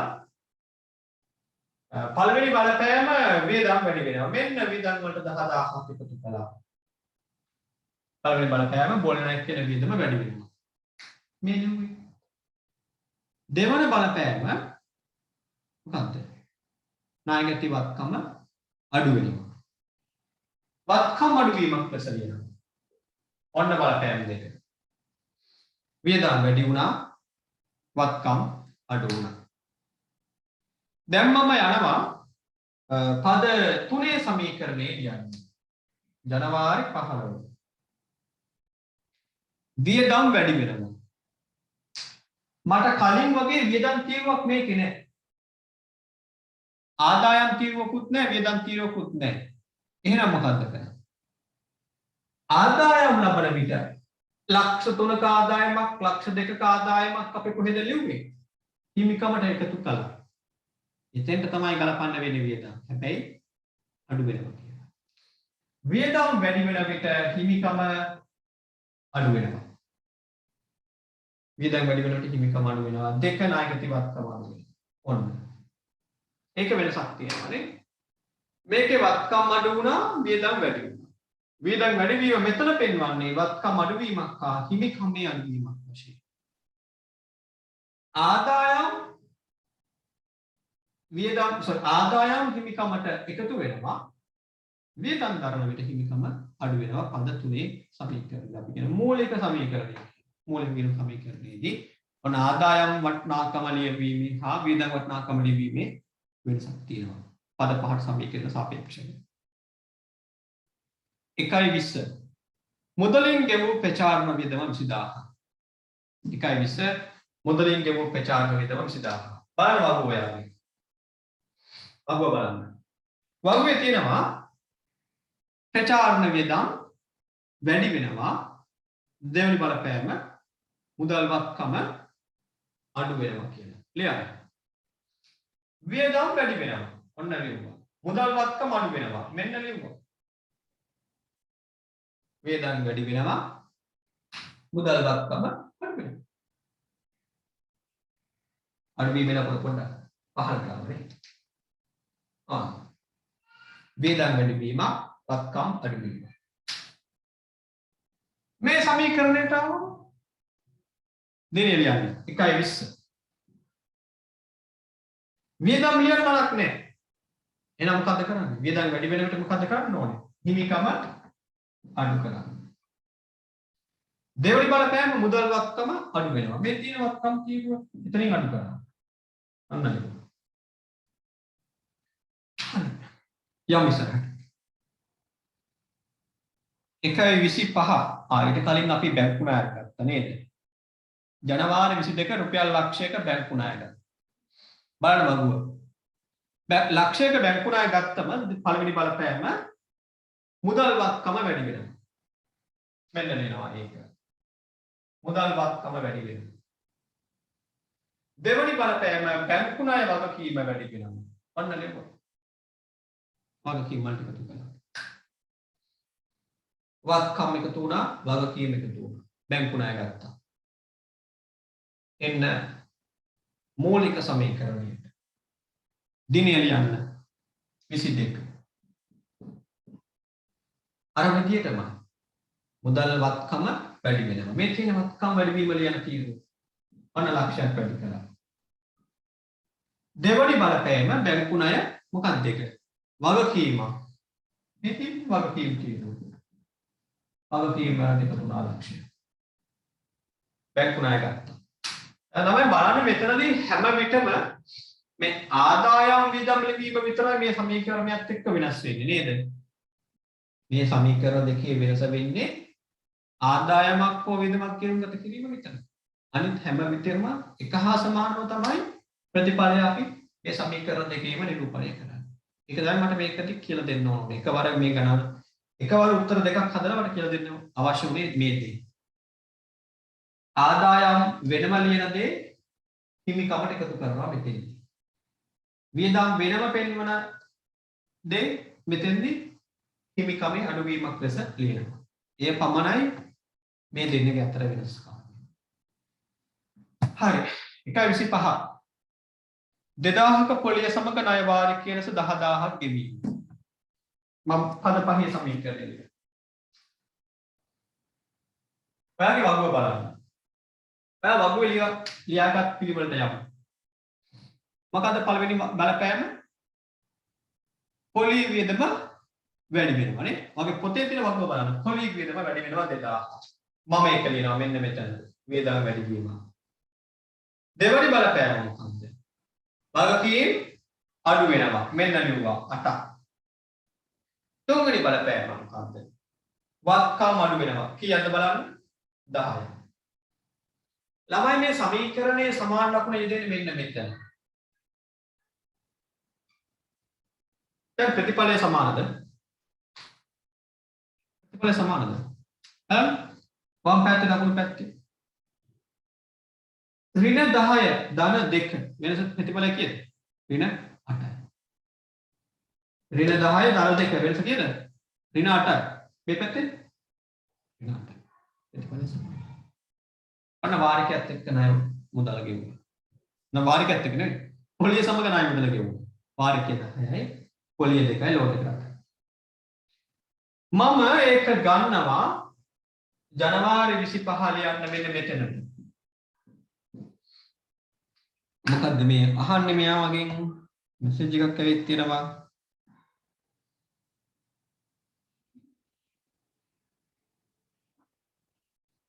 මුකුත් නෑ ඔය කියලා එවලා තියෙනවා. හරි. මේ වාරිකයේ ගෙවීම මෙහෙම ලියන්නේ මෙතන ලියන්නේ කොහොමද? ඔයා පළවෙනි බලපෑම බලන්න ආයෙත් වගුවේ. වගුවේ පළවෙනි බලපෑම මොකක්ද තියෙන්නේ? වගුවේ පළවෙනි බලපෑම තියෙනවා පොලි වියදම වැඩි වෙනවා. මෙන්න නෙව පොලි වියදම වැඩි වීම. හිමිකමෙන් 2000ක් අඩු කළා. දෙවනි බලපෑම මොකද්ද? වගකීම් අඩු වෙනවා. කීයක්ද? 8ක්. තුන්වෙනි බලපෑම මොකද්ද? මුදල් වත්කම අඩු වෙනවා. කීයක්ද? 10ක්. අන්න. වියදම් වැඩි වෙන විට හිමිකම අඩු වෙනවා. දෙවනි බලපෑම වගකීම් අඩු වෙනවා. ලෝන් එකට ගෙවන ප්‍රමාණය 8. 10000ක් මුදලින් ගෙවනවා. වත්කම් වලින් අඩු වෙනවා 10000. අන්න බලපෑම් තුන මූලික සමීකරණයේ වාර්තා කරන ආකාරය. ජනවාරි 30. ජනවාරි මාසයේ ගොඩනැගිලි කුලිය 60000ක් මුදලින් ගෙවන්නේ 10000ක් පමණයි. ලියමු බලපෑම සමීකරණය. ළමයි වගුව බලන්න. වගුවේ පළවෙනි බලපෑම තිබෙනවා වියදම් වැඩි වේ. ඔන්න ළමයි වියදම් වලට එකතු කළා 70. දෙක මුදල් වත්කම අඩු වේ. මෙන්න අඩු කළා මුදලින් ගෙවූ ප්‍රමාණය 10යි. 3 වගකීම් වැඩි වේ. කීයද? ගෙවන්න නියමිත ඉතිරි ප්‍රමාණය 50. ඔන්න බලපෑම් තුන. පද පහේ සමීකරණයේ වාර්තා කරන ආකාරය. බලන්න දැන් ළමයි අපේ ප්‍රතිඵලය සමානද? ප්‍රතිඵලය සමානයි නේද? වත්කම් 10ක් අඩු වෙන විට වියදම් 60ක් එකතු වුණා. මේ දෙකේ එකතුව කීයද? 50යි. මේ පැත්තෙත් එකතුව 50ක්. වම් පැත්තෙත් අකුණු පැත්තෙත් සමානව ප්‍රතිඵලයට ඇවිත් තියෙනවා 50ක්. ඔය බලපෑම කොහොමද මෙයාගේ ලියන්නේ? 1.30. ඔයා ලියාගත්ත වගුව බලන්න. වියදම් වැඩි වෙනවා. කීයක්ද? සම්පූර්ණ ප්‍රමාණයම මාසෙම ගොඩනැගිලි කුලියේ වියදමට එකතු වෙන්නේ 60ක්. වියදම වැඩි වෙද්දි මොකද්ද වෙන්න ඕනේ? හිමිකම වියදම වැඩි වෙද්දි හිමිකම අඩු වෙන්න ඕන. 60කින් අඩු වෙනවා. දෙවනි බලපෑම මොකද්ද? මුදලින් ගෙවූ ප්‍රමාණය මුදල් වත්කමින් අඩු කරනවා. කීයක්ද? 10යි. තුන්වෙනි බලපෑම උපචිත ගොඩනැගිලි කුලිය කියන මොකද්ද? වගකීම් නේද? අපි ගෙවන්න තියෙන ශේෂයට කියනවා උපචිත ගොඩනැගිලි කුලියක් කියලා. ඒක අපට වගකීමක්. වගකීම වැඩි වෙනවා 50. වගකීමට එකතු කරන්න 50.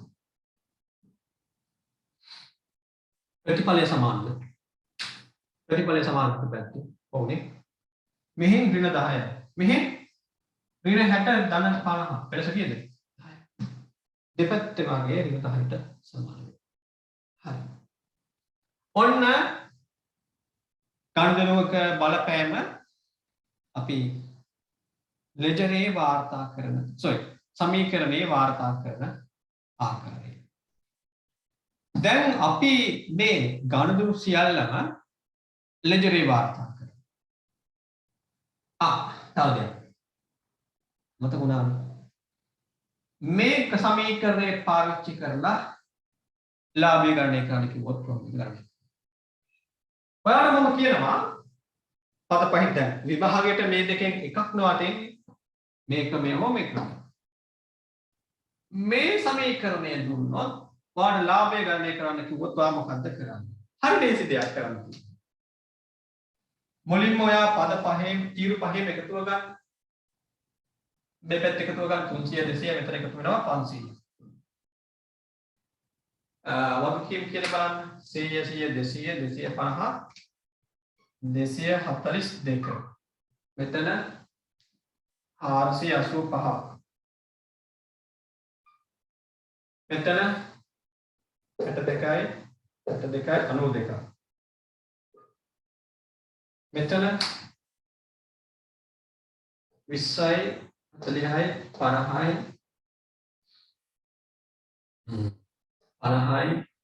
150යි 350යි 650යි 650යි 635යි 1135යි සමානද බලන්න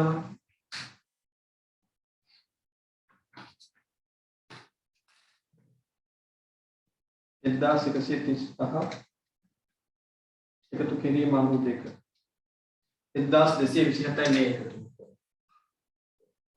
මෙතන බලන්න 485 241 500 1227 දෙපැත්තම එකතුන් සමානව ආවා. වත්කම් එකතුව 1135ක්, වියදම් එකතුව 92ක්, හිමිකම 485ක්, 242ක්, 500ක්. මේ තුන් දෙනාගේ එකතුවත් 1227ක්, මේ දෙන්නගේ එකතුවත් වත්කම් හා වියදම් එකතුවත් 1227ක්. මෙතනත් එකතු කරමු. මෙතනත් එකතුව ගන්න.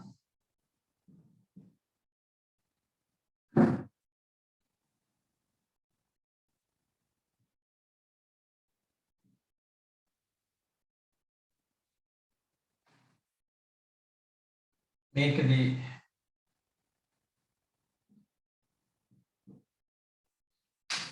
ඒකමනේ නේද? හිමිකම විතරයි වෙනස් වෙන්නේ.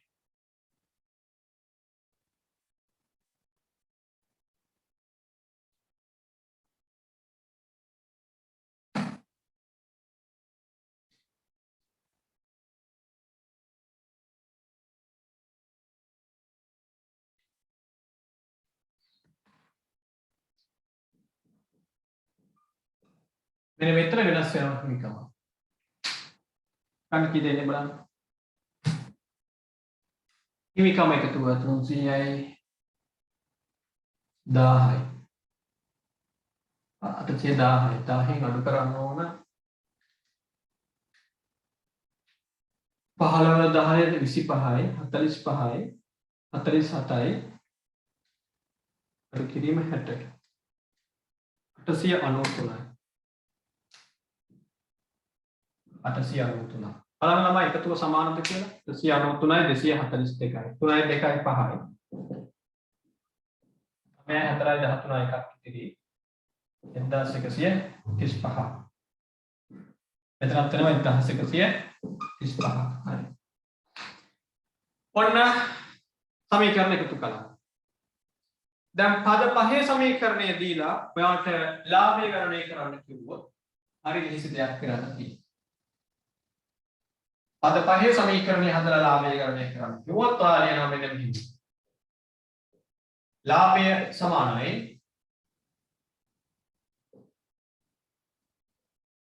ආදායම අඩු කිරීම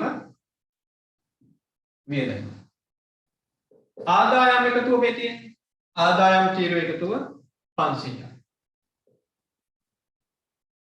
එකෙන් අඩු කරනවා වියදම. වියදම එකතුව මේ තියෙන්නේ 92ක්. ලාභය එනවා 408ක්. අන්න ලාභය. පද පහේ සමීකරණය පාවිච්චි කරන්න කිව්වා. හැබැයි අපි පාවිච්චි කළේ මූලික ගිණුම් සමීකරණය නම් ඔයා වැඩ කළේ මූලික ගිණුම් සමීකරණය සමග. මේ සමීකරණය පාවිච්චි කරලා ඔයාට ලාභය ගණනය කරන්න කිව්වොත් ඔයා ගණනය කරන්නේ මෙන්න මෙහෙමයි.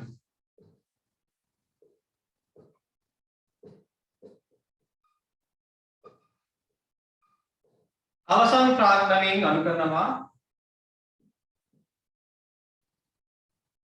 ආරම්භක ප්‍රාග්ධනය.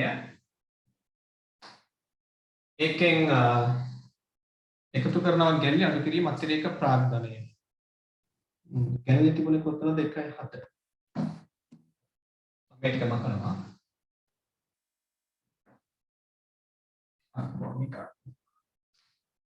එකතු කිරීම ගැලි අඩු කිරීම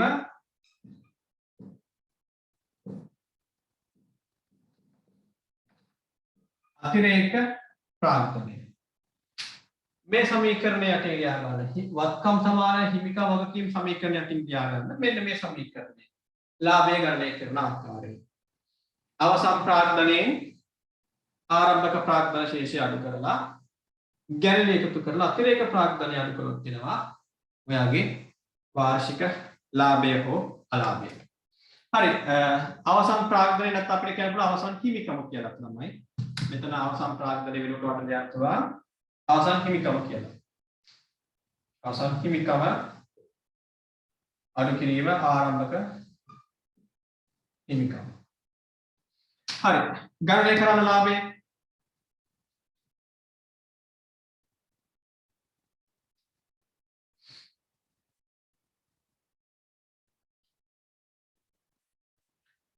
ළමයි ව්‍යාපාරය ජනවාරි 30ක වන විට හිමිකම් තීරු එකතු ඇවිත් තියෙනවා. මෙතන මට අමතක කළා නැත්නම් බලන්න වගේ පොතේ ලියාගත්ත කීයද 893. ඒක අවසන් හිමිකම් වශයෙන් ගන්න 893. ව්‍යාපාරය ආරම්භ කරන විට ආරම්භක දවසේ තිබූ හිමිකම් ශේෂය කියන්නේ. ආරම්භක දවසේ තිබූ හිමිකම් ශේෂය අපි 500 ගන්නත් පුළුවන්. 500 ගමු. ආරම්භ කරන මොහොතේ දූ මුදල මේ පළවෙනි දවසේ දූ මුදල. හරි. ආරම්භක ශේෂය 500. අපි ඒක ගමු. ඒකට එකතු කරනවා ගැණිලි. ගැණිලි කියන්නේ අයිතිකරු රැගෙන යන දේවල්. 1.7 ගැණිලි. මොකක්ද තිබුණේ 1.7 බලන්න. 1.7 තියෙනවා හිමිකරුගේ පෞද්ගලික රක්ෂණ වාර්ෂික ව්‍යාපාරයේ මුදලින් රැගෙන යාම. ගෙවීම. අයිතිකරු ව්‍යාපාරයේ මුදල් හෝ දේපල් ගෙනියනවා ඒවා කියනවා ගැණිලි කියලා. මෙන්න මේක විතරයි ගැණිලි තියෙන්නේ 15000. ඒක එකතු කරන්න මෙතන. අඩු කරන්න අතිරේක ප්‍රාග්ධනය. මේ කාල සීමාව තුළ විටින් විට යොදවපු මුදල් අතිරේක ප්‍රාග්ධනය කියලා කියනවා. අයිතිකරු විසින් යොදවපු දේවල්. ව්‍යාපාරයේ ජනවාරික ආරම්භ කළයින් පසුව ජනවාරි 30 වෙනිතුරු වාට ගඳුළු දුන්නා. ඒ අතරතුර තවත් අතිරේක ප්‍රාග්ධනයක් නෑ නේද? අයිතිකරු මුදල් දීලා නෑනේ අයිති ව්‍යාපාරේ. මුදල් හොගෙන දීපල දීලා නෑනේ. එහෙනම් අතිරේක ප්‍රාග්ධනය බිඳුව. ගණනය කරන ලාභය 893න් 500ක් ගියාම 393යි. 393ට එකතු කරන්න 15ක්. 393 එකතු කිරීම 15ක්. උත්තර එනවා 408ක්. 408. සමීකරණ දෙකම පාවිච්චි කරාම අපට ලැබෙනවා එකම පිළිතුර. ලාභය එකයි. මතක තියාගන්න. පද පහේ සමීකරණය දුන්නොත් ලාභය ගණනය කරන්නේ මේ ආකාරයට. ආදායම් තීරුව එකතුවෙන් වියදම් තීරුව එකතු අඩු කරලා ලාභය ගන්න. මූලික ගිණුම් සමීකරණය දුන්නොත් ලාභය ගණනය කරන්නේ මේ ආකාරයට. අවසන් හිමිකමෙන් ආරම්භක හිමිකම අඩු කරනවා, එකතු කරනවා ගැණිලි, අඩු කරනවා අතිරේක ප්‍රාර්ථනය. ගාල්දුණු සමානයි. එකම ගාල්දුණු අපි මේ දෙකටම පාවිච්චි කළේ නිසා අවස්ථා දෙකේදීම ලැබුණු ලාභය 408ක් බවට පත් වුණා. හරි. දැන් අපිට පුළුවන් මේ ප්‍රශ්නය ලෙජරේ වාර්තා කරන්න. පටන් ගමු ලෙජරේ වාර්තා කිරීම. දැන් මම බෝඩ් එක සූදානම් කරගන්නවා ලෙජර් ගිණුම් පුහුණු කරගන්න. ඔයත් ඔයගේ අලුත් පිටුවක ලෙජරේ පටන් ගන්න.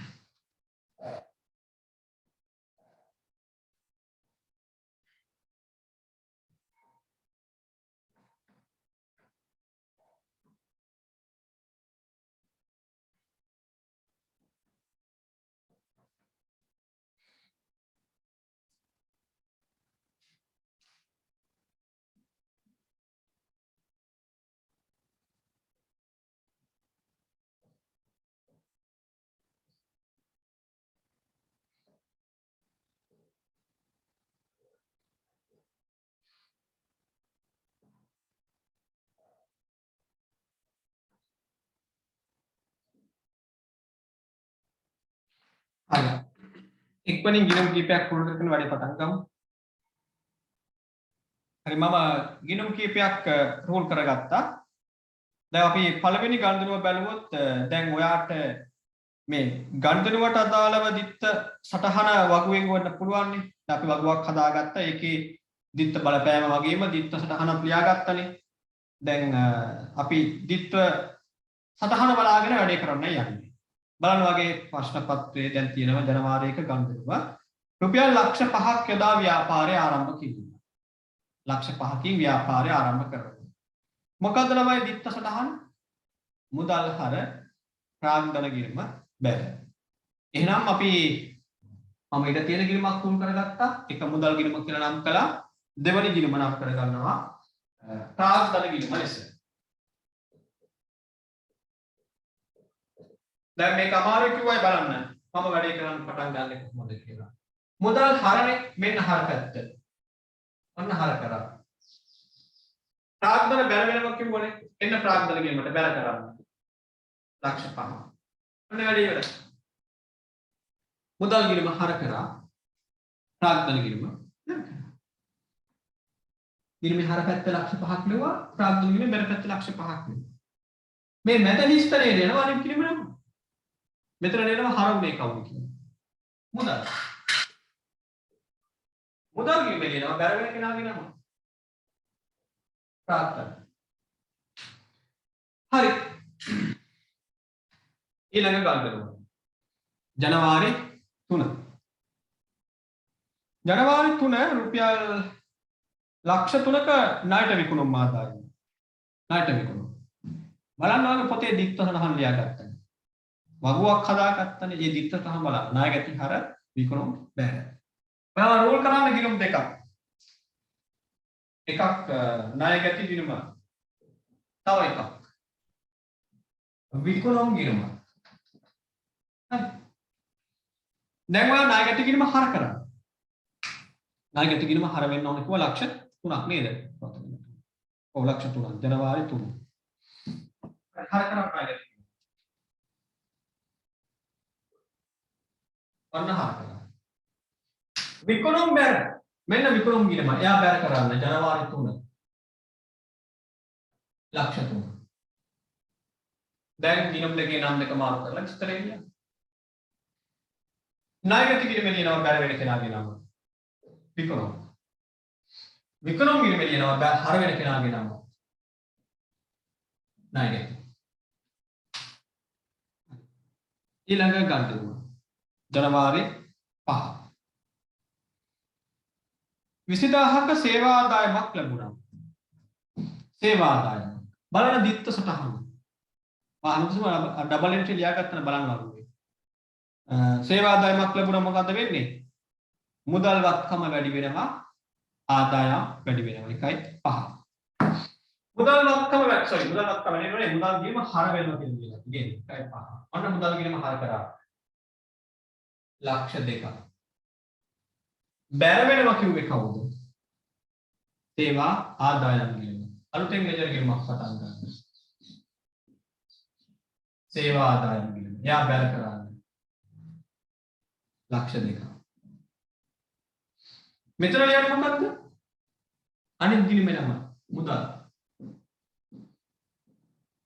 මුදල් ගිණුමේ මොකද්ද ලියන්නේ? දරගෙන කෙනාගේ නම. සේවා ආදායම.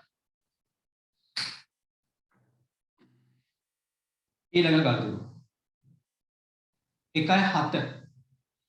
හිමිකරුගේ පෞද්ගලික රක්ෂණ වාරිකය රුපියල් 15000 ව්‍යාපාර මුදලින් ගෙවීම. 1.7 රුපියල් 15000. ඩබල් එන්ට්‍රි බලන්න. ගැනලි හර. එහෙනම් ඔයා අලුතෙන් විතර කිරීමක් ආරම්භ කරනවා. ගැනලි කිරීම. එයා හර කරනවා. දිනේ 1.7 5,000. බැර වෙන්නේ කවුද? පොත බලන්න. ගැනලි හර කවුද බැර වෙන්නේ? මුදල්. මුදල් ගෙවුවනේ. මුදල් වත්කම අඩු වෙනවා. එන්න මුදල් ගෙවීමට. බැර කරන්න. 15. බැර වෙන කෙනාගේ ලියන්න හර වෙන්නේ කවුද කියලා. ගැනලි. ගැනලි කිලිමේ ලියනවා බැර වෙන්නේ කවුද කියලා. මුදල්. අන්නම ළමයි ගැනලි හර කරා මුදල් බැර කරා අයිතිකරු රක්ෂණ වාරිකයට මුදල් ගත්තා. යමු ඊළඟට. හරි. අතෙන් පසුව 1.12. ලක්ෂයක තොගයක් ණයට ගැනීම. ලක්ෂයක තොගයක් ණයට ගැනීම. බලන්න ඩබල් එන්ට්‍රි. ඔයාගේ වගුවේ තියෙනවා කොහොමද? ගැනුම් හර ණය හිමි බැර. එන ලෙජර් ගිණුම් දෙකක් ඕන. එකක් ගැනුම් ගිණුම අනිත් කෙනා ණය හිමි ගිණුම. ගැලුම් හර නේද? එහෙනම් හර කරන්න. ලක්ෂය. ණය හිමි බැර කරන්න. ලක්ෂය. ගැලුම් හර ණය හිමි බැර. මෙතන ලියනවා බැර වෙන කෙනාගේ නම. ණය හිමි. මෙතන ලියනවා හර වෙන කෙනාගේ නම. ගැලුම්. හරි. කොයිද යමු? 1.10 නෙවෙයි 1.12. පළවෙනි කාලයේදී අපි ගාන වල යද්දි දින ලියමු. හරි. 1.12න් පසු එනවා 1.15 වෙනිදාට. 1.15 රුපියල් 10000ක ණය ගැතියෙකු බොල් ණය ලෙස කපා හැරීම. 1.15 10000ක ණය ගැතියෙක් බොල් ණය වශයෙන් කපා හැරීම. බලන්න ළමයි දිත්ත සටහන. මොකද ඔයාලා තියෙන වගුවේ? බොල් ණය හර ණය ගැති බැර. ඔයාට ණය ගැති ගිණුම තියෙනවා. ඔයාට බොල් ණය ගිණුම නැහැ. එක ගිණුමක් නම් කරගන්න බොල් ණය ගිණුම.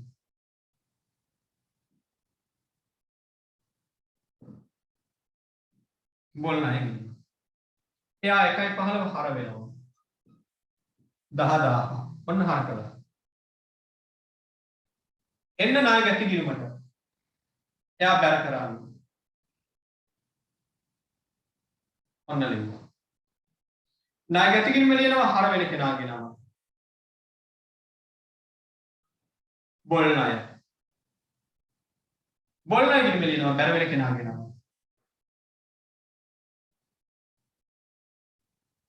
ණය ගැති.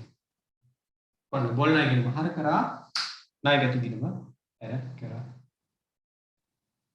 1.20 මුදලින් ගෙවූ ප්‍රචාරණ වියදම රුපියල් 20000. බාන වගුව ප්‍රචාරණය 20000. මොකද වගුවේ තියෙන්නේ? ප්‍රචාරණ හර මුදල් බැර. ඔයාලට මුදල් ගිණුම තිබෙනවා. ඔයාලට ප්‍රචාරණ ගිණුම නැහැ. මම මෙතනින්ම රෝල් කරනවා ප්‍රචාරණ ගිණුම. නම් කරගන්න ප්‍රචාරණ ගිණුම. හරි ප්‍රචාරණ හර වෙනවා කියන ලියලා තියෙන්නේ. ඔයා හර කරනවා. ජනවාරි 20 20000. ඔන්න ප්‍රචාරණ ගිණුම හර කරා. බැර වෙන්නේ කවුද? බැර වෙන්නේ මුදල්. එන්න මුදල් ගිණුමට. ඔන්න 20000ක් බැර කරා. ඔන්න ප්‍රචාරණ ගිණුම හර කරා මුදල් ගිණුම බැර කරා. මෙතන ලියනවා මුදල් ගිණුම ලියනවා හර වෙන කෙනාගේ නම. ප්‍රචාරණ ගිණුම ලියනවා බැර වෙන කෙනාගේ නම. මුදල්. හරි. ඒ ජනවාරි 20 නේද? ඊළඟ ගාන්තරව තිබෙනවා ජනවාරි 25. පොලිය 2000ක් සමග ණය වාරිකය 10000ක් ගෙවීම. sorry 22. අපි ගණනුවක් අලුතෙන් ලියාගත්තා. 22 ලියාගත්තා ලක්ෂයක බැංකු ණය ලබා ගැනීම. බලන්න ඩබල් එන්ට්‍රි. ලක්ෂයක් බැංකු ණය ගත්තම ඩබල් එන්ට්‍රි මොකද්ද? මුදල් හර බැංකු ණය එන. එන්න මුදල් ගිණුමට. ජනවාරි 22 මුදල් හර කරන්න. අලුතෙන් ආරම්භ කරන්න එක ගිණුමක්. අපි ඒකට කියනවා බැංකු ණය ගිණුම කියලා. මෙහින් ආරම්භ කරන්නම්.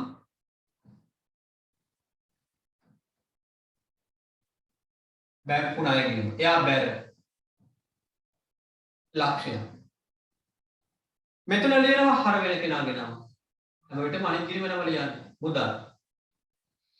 මුදල් ගිණුම ලියනවා බැර වෙන කෙනාගේ නම. බැංකු ණය. අන්න මුදල් හර බැංකු ණය ගිණුම බැර කරනවා. දැන් 1.25 2000ක පොලිය සමග වාරිකය ගෙවුවා. බලන්න ඔයාගේ පොතේ වගුවේ කොහොමද ලියලා තියෙන්නේ කියලා. පොලි හර බැංකු ණය හර මුදල් බැර. ඔයාට අලුතෙන් ආරම්භ කරන්න ඕන තව එක ගිණුමක් පොලි වියදම් ගිණුම. පොලි වියදම් ගිණුම නැත්නම් බැංකු ණය පොලි ගිණුම. හැම එකක්ම හරි. පොලේ වේදම් වියදම්. මේ ගණිත මේ 10000ක් ගෙවුවට පොලිය 2000ක් විතර. එහෙනම් පොලිය කිරීමට හර වෙන්නේ කීයද? 2000. ජනවාරි 25. පොලිය 2000ක් පොලිය ගේමට හර වෙනවා. 10000ක වාරිකයෙන් 2000ක් පොලිය නම් ඉතිරි 8000 ගෙවලා තියෙන කාටද? ලෝන් එකට. ලෝන් එකට ගෙවලා තියෙනවා 8000ක් එක ලෝන් එක අඩු වෙනවා වගකීම් අඩු වෙනවා වගකීම් ගිණුමට හර වෙනවා. 1.25 බැංකු ණය හර වෙනවා 8ක්. 8 ගෙවුවෙත් 2000ක පොලි ගෙවුවෙත් මුදල් අඩු වෙනවා 10ක්. ඒක මුදල් ගිණුමට බෑ.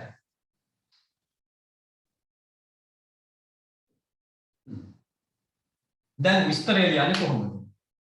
පටලවා ගන්න. හොඳට බලන්න. මෙයා හර වුණා. පොලිත් හර වුණා. හර වෙන ගිණුම් වල ලියන්නේ බැර වෙන කෙනාගේ නම. කවුද බැර වුනේ? මුදල්. එහෙනම් මෙතන ලියන්නේ බැර වුණ කෙනාගේ නම. මුදල්. මෙතන ලියන්නේ මොකද්ද? බැර වෙන කෙනාගේ නම. මුදල්. අන්න. මුදල් ගිණුමේ මොකක්ද ලියන්නේ? මුදල් ගිණුම බැර වුණා. මුදල් ගිණුම බැර වෙද්දී කවුද හර වෙන්නේ කියලා ලියන්නේ. හර වෙනවා දෙන්නේ. හර වෙනවා දෙන්නේ. ඒ දෙන්නගෙම නම් මෙතන ලියන්න. බැංකු ණය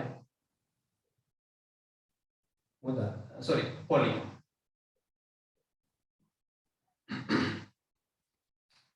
දෙන්නගෙම නම්. පටලවා ගන්න එපා.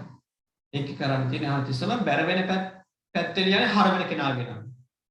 හර වෙන කෙනෙක් ලියන්නේ බැර වෙන කෙනාගේ නම. ඉතින් මුදල් බැර වෙද්දි දෙන්නේ හර වුණා. ඒ දෙන්නගේ නම් දෙක ලිව්වා බැංකු ණය හා පොලි කියලා. ජනවාරි 30. මොකද්ද 60000ක ගොඩනැගිලි පොලියට 10000ක් ගෙවීම නේද? බලන්න වගේ වගුව. කොහොමද තියෙන්නේ? ගොඩනැගිලි පොලි හර 60ක්. මුදල් බැර 10ක්. උපචිත ගොඩනැගිලි පොලි බැර 50ක්. එහෙනම් අපිට ඕන තව ලෙජර් ගිණුම් දෙකක්. රූල් කරන්න ගිණුම් දෙකක්. එකක් ගොඩනැගිලි කුලී ගිණුම.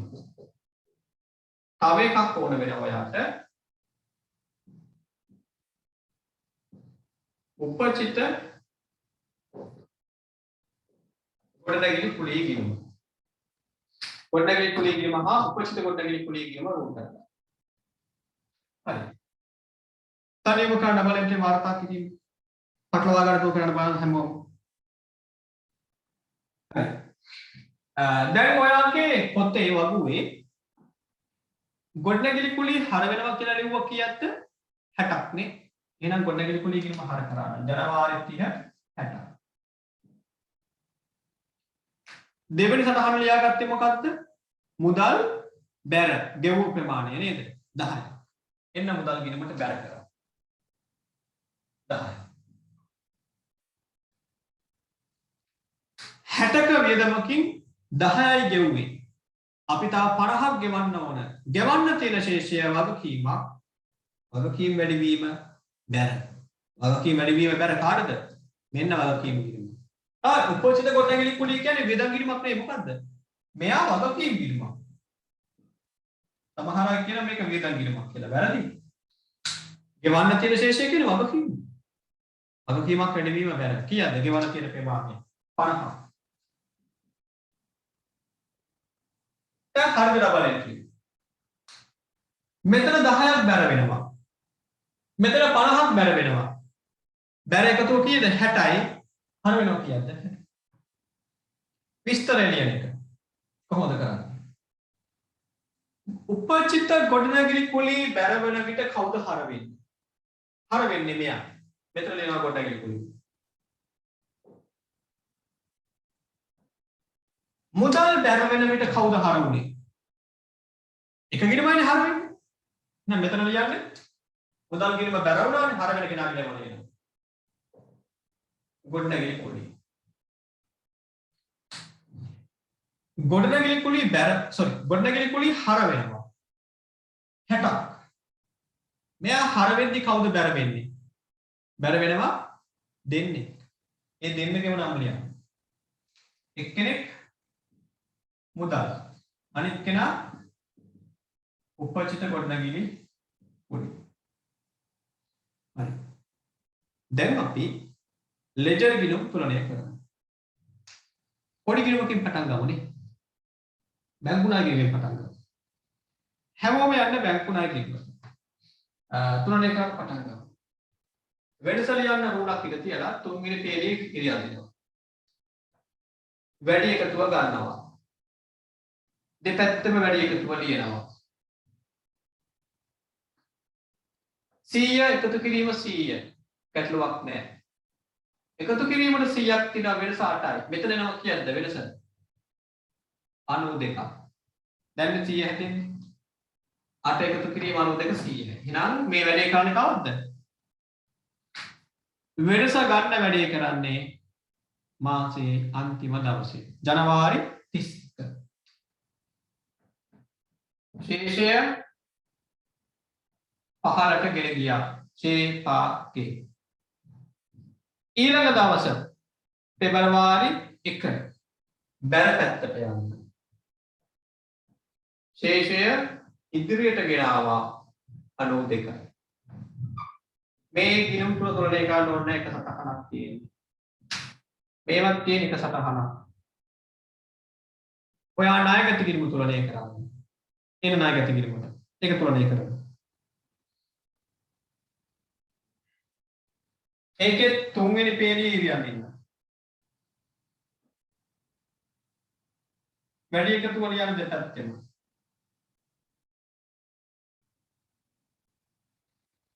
මෙතන 300 හැදෙන්න කීයක් ඕනද? 310ක් අඩු කළාම වෙනසෙනවා කියද්ද? 290. ඒ වැඩේ කරන්නේ මාසේ අන්තිම දවසේ. 1.31. එදා ලියනවා ශේෂය පහළට ගෙන ගියා. ෂේපාගේ. එනවා යන්න පෙබරවාරි 1 හර පැත්තට. ශේෂය ඉදිරියට ගෙන ආවා. ෂේ ඊ ගේ කියද්ද 290. එන්න මුදල් ගිණුමට. මුදල් ගිණුම දිහා බැලුවම ඔයාට පේනවා හර පැත්තේ තමයි එකතුව වැඩි. එහෙනම් එකතුව හර පැත්තෙන් ගන්නවා 500 200 800. මේ පැත්තේ 800 ලියනවා. එහෙනම් වෙනසෙන්නේ මේ පැත්තට රූලක් පිට තියන්න ඕන මේ පැත්තේ. 1 2 3 4 රූල් 4ක් පාවිච්චි කළා. වෙනස ගන්න පස්වෙනි රූලේ. එහෙනම් 6 වෙනි රූල එකතුට ඉරියන්නේ. 6 වෙනි රූල එකතුට ඉරියන්නේ.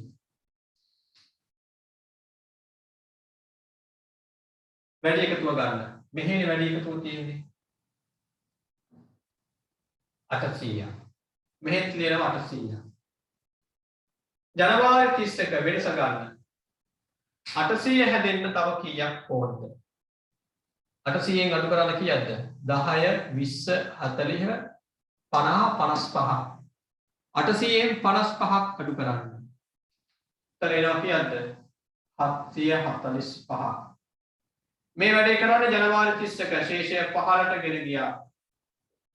ශේෂය 15ට ගෙන ගියා. එහෙනම් යන්න හර පැත්තට 2.1. ශේෂය ඉදිරියට ගෙන ආවා. 745. 745. හරි. ඔන්න අපි ගිණුම් ක්‍රමය කළා. දැන් අපිට පුළුවන් ශේෂපෙක්ස් වාකන. ශේෂපෙක්ස් වාක රූල් කරගන්න. මම කොහෙන්ද රූල් කරන්නේ? කියමක් මතන්න බෑ. මම මෙහෙම රූල් කරන්නම්. මම මේ ගිණුම් කීපය මතනවා.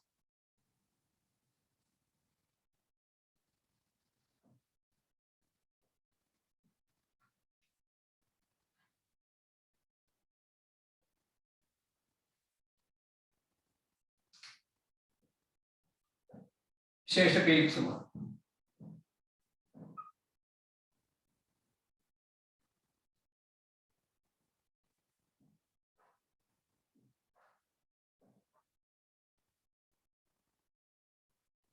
පළවෙනි තීරුව හර, දෙවෙනි තීරුව බැර. රුපියල් 1000 වලින්. ඔය ඇති මාර්ගාර කියලා නම් කරන්නත් ඕනේ නැහැ. ඔයාගේ දැන ගැනීමට ලිව්වේ. උත්තරේ පෙන්වන්න දෙච්චර අවශ්‍යම නැහැ. මේ නම.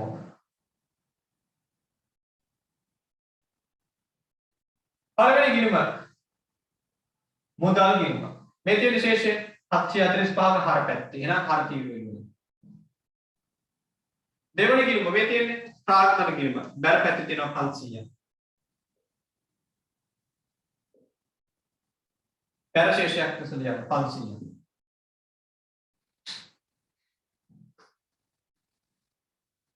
ඊළඟට තියෙනවා ණයගැති ගිණුම. ඒකේ 290ක හර ශේෂයක්. ණයගැති හර ශේෂයක් විසඳ යන 290.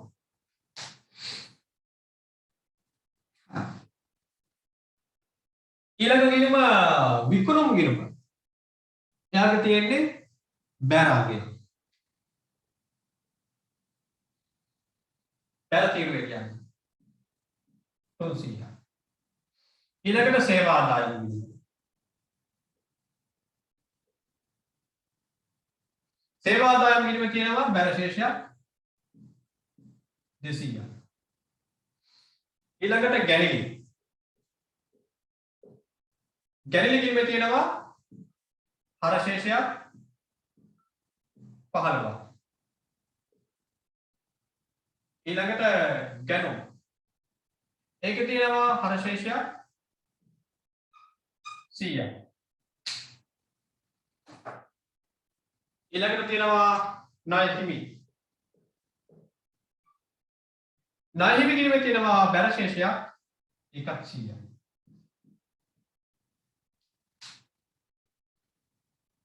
ඊළඟට තියෙනවා බොල් ණය 10ක්. බොල් ණය ගිණුමේ තියෙන්නේ හර ශේෂයක් 10ක්. පාලියෙන් තියෙනවා ප්‍රචාරණ ගිණුම. ඒකේ හර ශේෂයක් තියෙනවා 20ක්.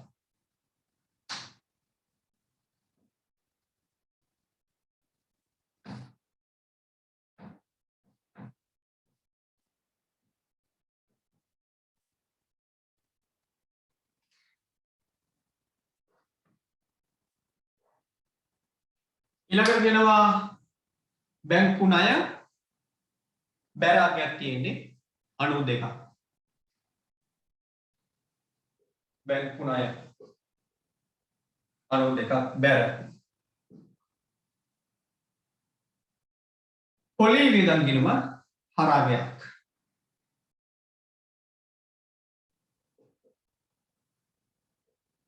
දෙකක්. ගොඩනැගිලි පොලි ගිණුම හර 60ක්.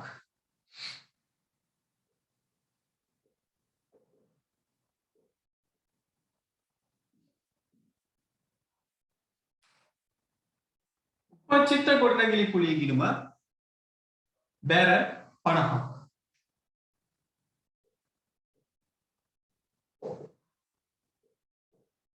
බැර තියෙනවා. අවසාන එකතුව ගන්න ළමයි සමාන වෙන්න ඕන දෙපැත්ත එකතුව. 800යි 1000යි 1100යි 1100යි 142යි 1242යි. මේ පැත්තේ තියාගේ එන්න ඕනේ 5 10 12 එකක් ඉතිරි 7 9 10 11 20 24 දෙකක් ඉතිරි 9 11 12 ඔන්න ඔයාගේ ශේෂ පිරික්සම හර එකතුවත් 1242ක් එදාට බැර ශේෂයගේ එකතුවත් 1242ක්. එනම් අපිට විශ්වාස කරන්න පුළුවන් අපි ලෙඩරේ වාර්තා කළ තොරතුරු අංක ගණිතමය ආකාරයට හරියට ලියලා තියෙනවා. වැරදි නැහැ කියන්න බෑ. කඳුමක් සම්පූර්ණයෙන් මග හැරුණොත් ඒ කියන්නේ හර කරන වටනාකම හර කරන්නේත් නැහැ බැර වෙන්නේත් නැහැ. ඒ කියන්නේ ගිණුමක් කඳුලක් සම්පූර්ණයෙන් වතුරෙන් අමතක වෙනවා. අපිට ලියන්න බැරි වෙනවා. ඒත් මේ දෙක සමානයි. ඒ නිසා අපි කියන ශේෂ පිරික්ස සමාන වුණාම අංක ගණිතමය වශයෙන් සමානයි. ඒ කියන්නේ හරකල ඒ වටිනාකමට සමාන ප්‍රමාණයක් බැර වෙනවා. ඒක තමයි අපි එතනින් පරීක්ෂා කරන්නේ. හරි. එහෙනම් වෙලාව අවසන්. තව පොඩි වෙලාවකින් ප්‍රසන්න සර්ට පන්තියක් පටන් ගන්න දෙන්න තියෙනවා මේ ලින්ක් එක. ඒ නිසා මම මෙතනින් පන්තිය අද නතර කරනවා. අපි ලබන සෙන්සුරාදා ආයෙත් මුණ ගැහමු. ප්‍රශ්න අංක 5 සාකච්ඡා කරන්න. පොඩි වෙලාවක් මම ඔන්ලයින් ඉන්නවා. රෙකෝඩින් නතර කරා ගැටලු තියෙනවා නම් මගෙන් අහන්න. අයිබෝවන්.